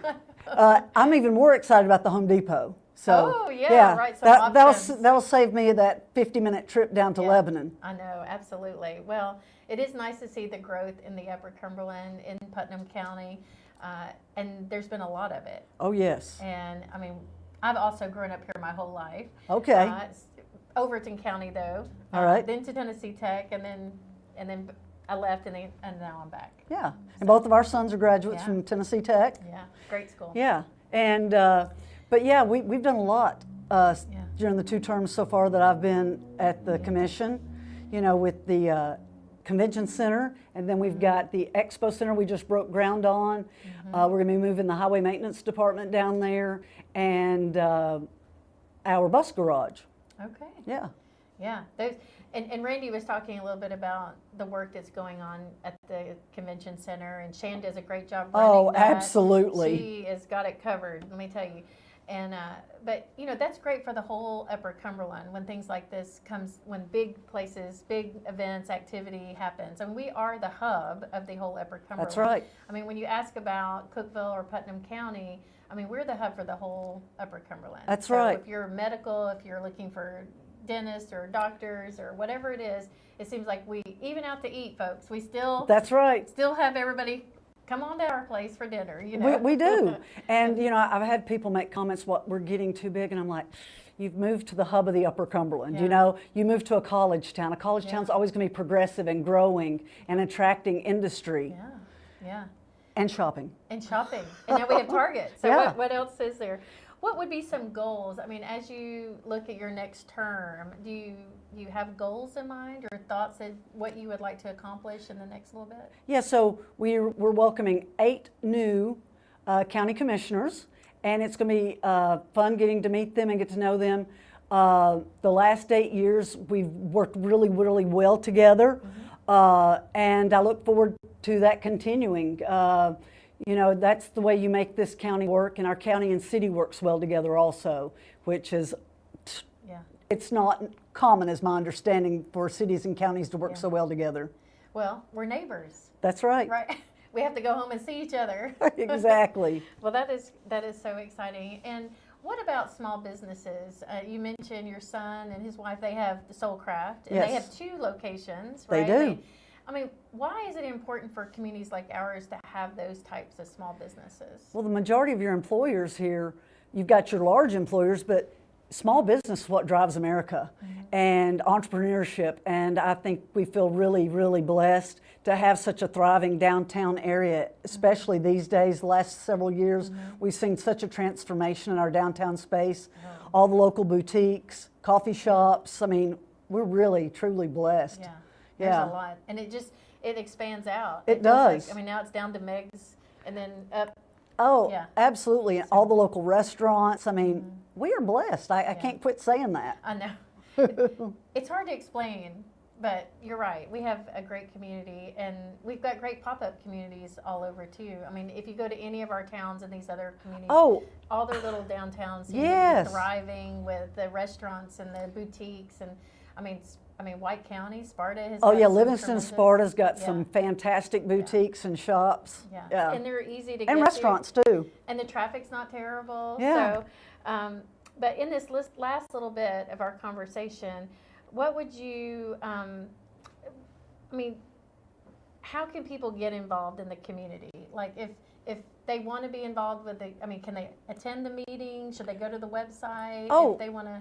Absolutely, they can come to the meetings. I would love to see more people attend our meetings and get involved. Besides just being a county commissioner, there are all kinds of committees that go under that umbrella that they can serve on just by volunteering, which would be amazing to have more people interested and want to take a part and show up at the meetings and see what goes on. That's great. So they should check out the website for that. Absolutely. Okay, well that's really good information to have. I hope you're enjoying these conversations that we're having today. We are celebrating WCT and 48 years of history in the Upper Cumberland. We have a little bit more still to come. I hope you'll hang with us a little bit longer, and we'll be right back. Hi, I'm Lillian Hartgrove. Please join me in supporting WCTE's education programs. We can be proud of the station's focus on early childhood learning and the impact made through programs like PBS Kids. As a former member of the Tennessee State Board of Education, I'm happy to say that WCTE's education programs align with the board's policy for early learning education that ensures all students are prepared to learn and to be successful. Please join me by supporting WCTE's education programs that put our children on the path of learning to read and reading to learn. Thank you.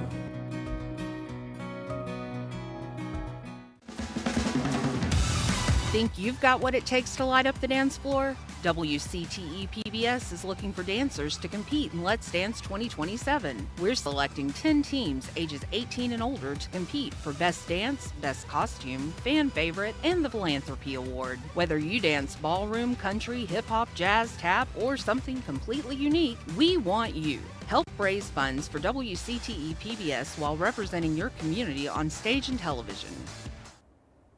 So we just saw the Let's Dance. Oh yeah, that was so much fun last year. That one is coming up, and we are still looking for contestants. So if you know anybody. I got 2 left feet, it won't be me. I know, I love it. Like, my knee hurts, my back hurts. That's okay. Yeah. We're going to find the right ones. We've got 5, we're looking for about 3 more. So we're excited. But Kathy, before we leave, I just wanted to, you have some great stories. I mean, you've been involved with the station for a long time. Great Yes. TV auction. And you've been a member since 2008.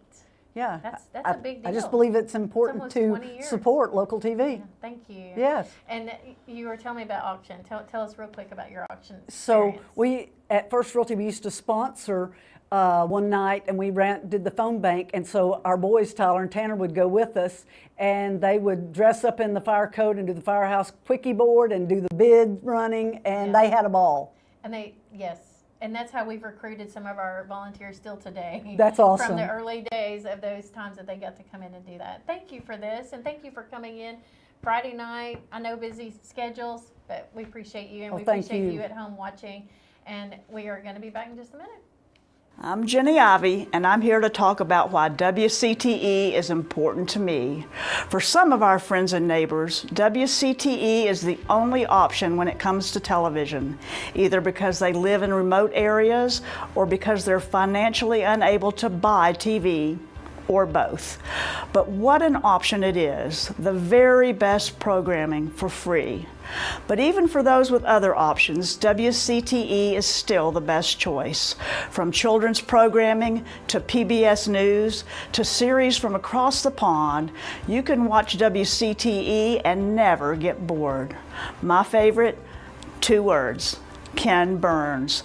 But I also love our local shows and the nature shows, especially the one where scientists invented robot baby animals with cameras for eyes and let us live in the wild with them. If you can support WCTE in any way, as I do, big or small, please do so today. We have no time to waste. When I think about why I support WCTE, it really starts with my childhood. Like so many people, I grew up watching Sesame Street, Mr. Rogers' Neighborhood, and Reading Rainbow. Those shows weren't just entertaining. They taught me kindness, curiosity, and a love of learning. They helped shape who I am. As I've grown older, WCTE has continued to be a part of my life.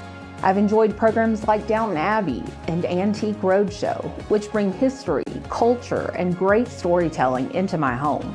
As development director, I'm proud to be part of that mission through my work at WCTE. Every day I have the opportunity to help connect our community with educational resources, inspiring stories, and trusted local programming. It's incredibly meaningful to be a part of an organization that makes such a positive impact across the Upper Cumberland. I hope you'll join me in supporting WCTE. Together, we can make sure this valuable resource continues to educate, inspire, and serve the Upper Cumberland for years to come. Today is the day. It's WCTE's Day of Support. For nearly 50 years, WCTE has been here for our community, educating children, sharing local stories, and bringing our communities together. Your generosity ensures we can continue providing the trusted programs and essential local services families across the Upper Cumberland count on every day. Celebrate our past, invest in our future.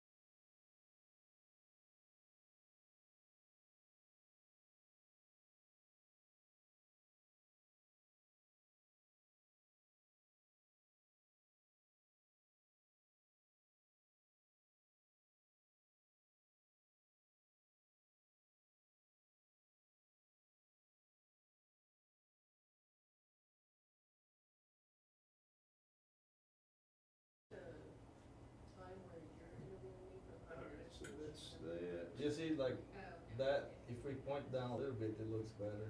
Yeah.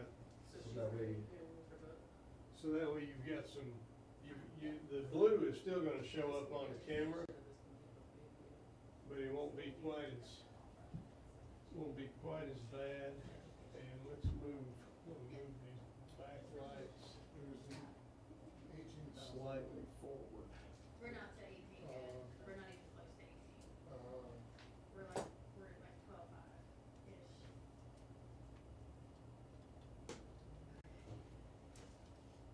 what about that? And turn it down a little bit. Is that good? Yeah. Does that look good, Greg? If I sit down here, does it look like I'm chroma keyed? Oh yeah, that's bad. Now it's just a little halo. Yeah. Yeah, it's not better than it. Okay. All right. It was worse on this side. That side wasn't as bad. Yeah, because this I have more. Yeah. All right. I'm happier with that. All right.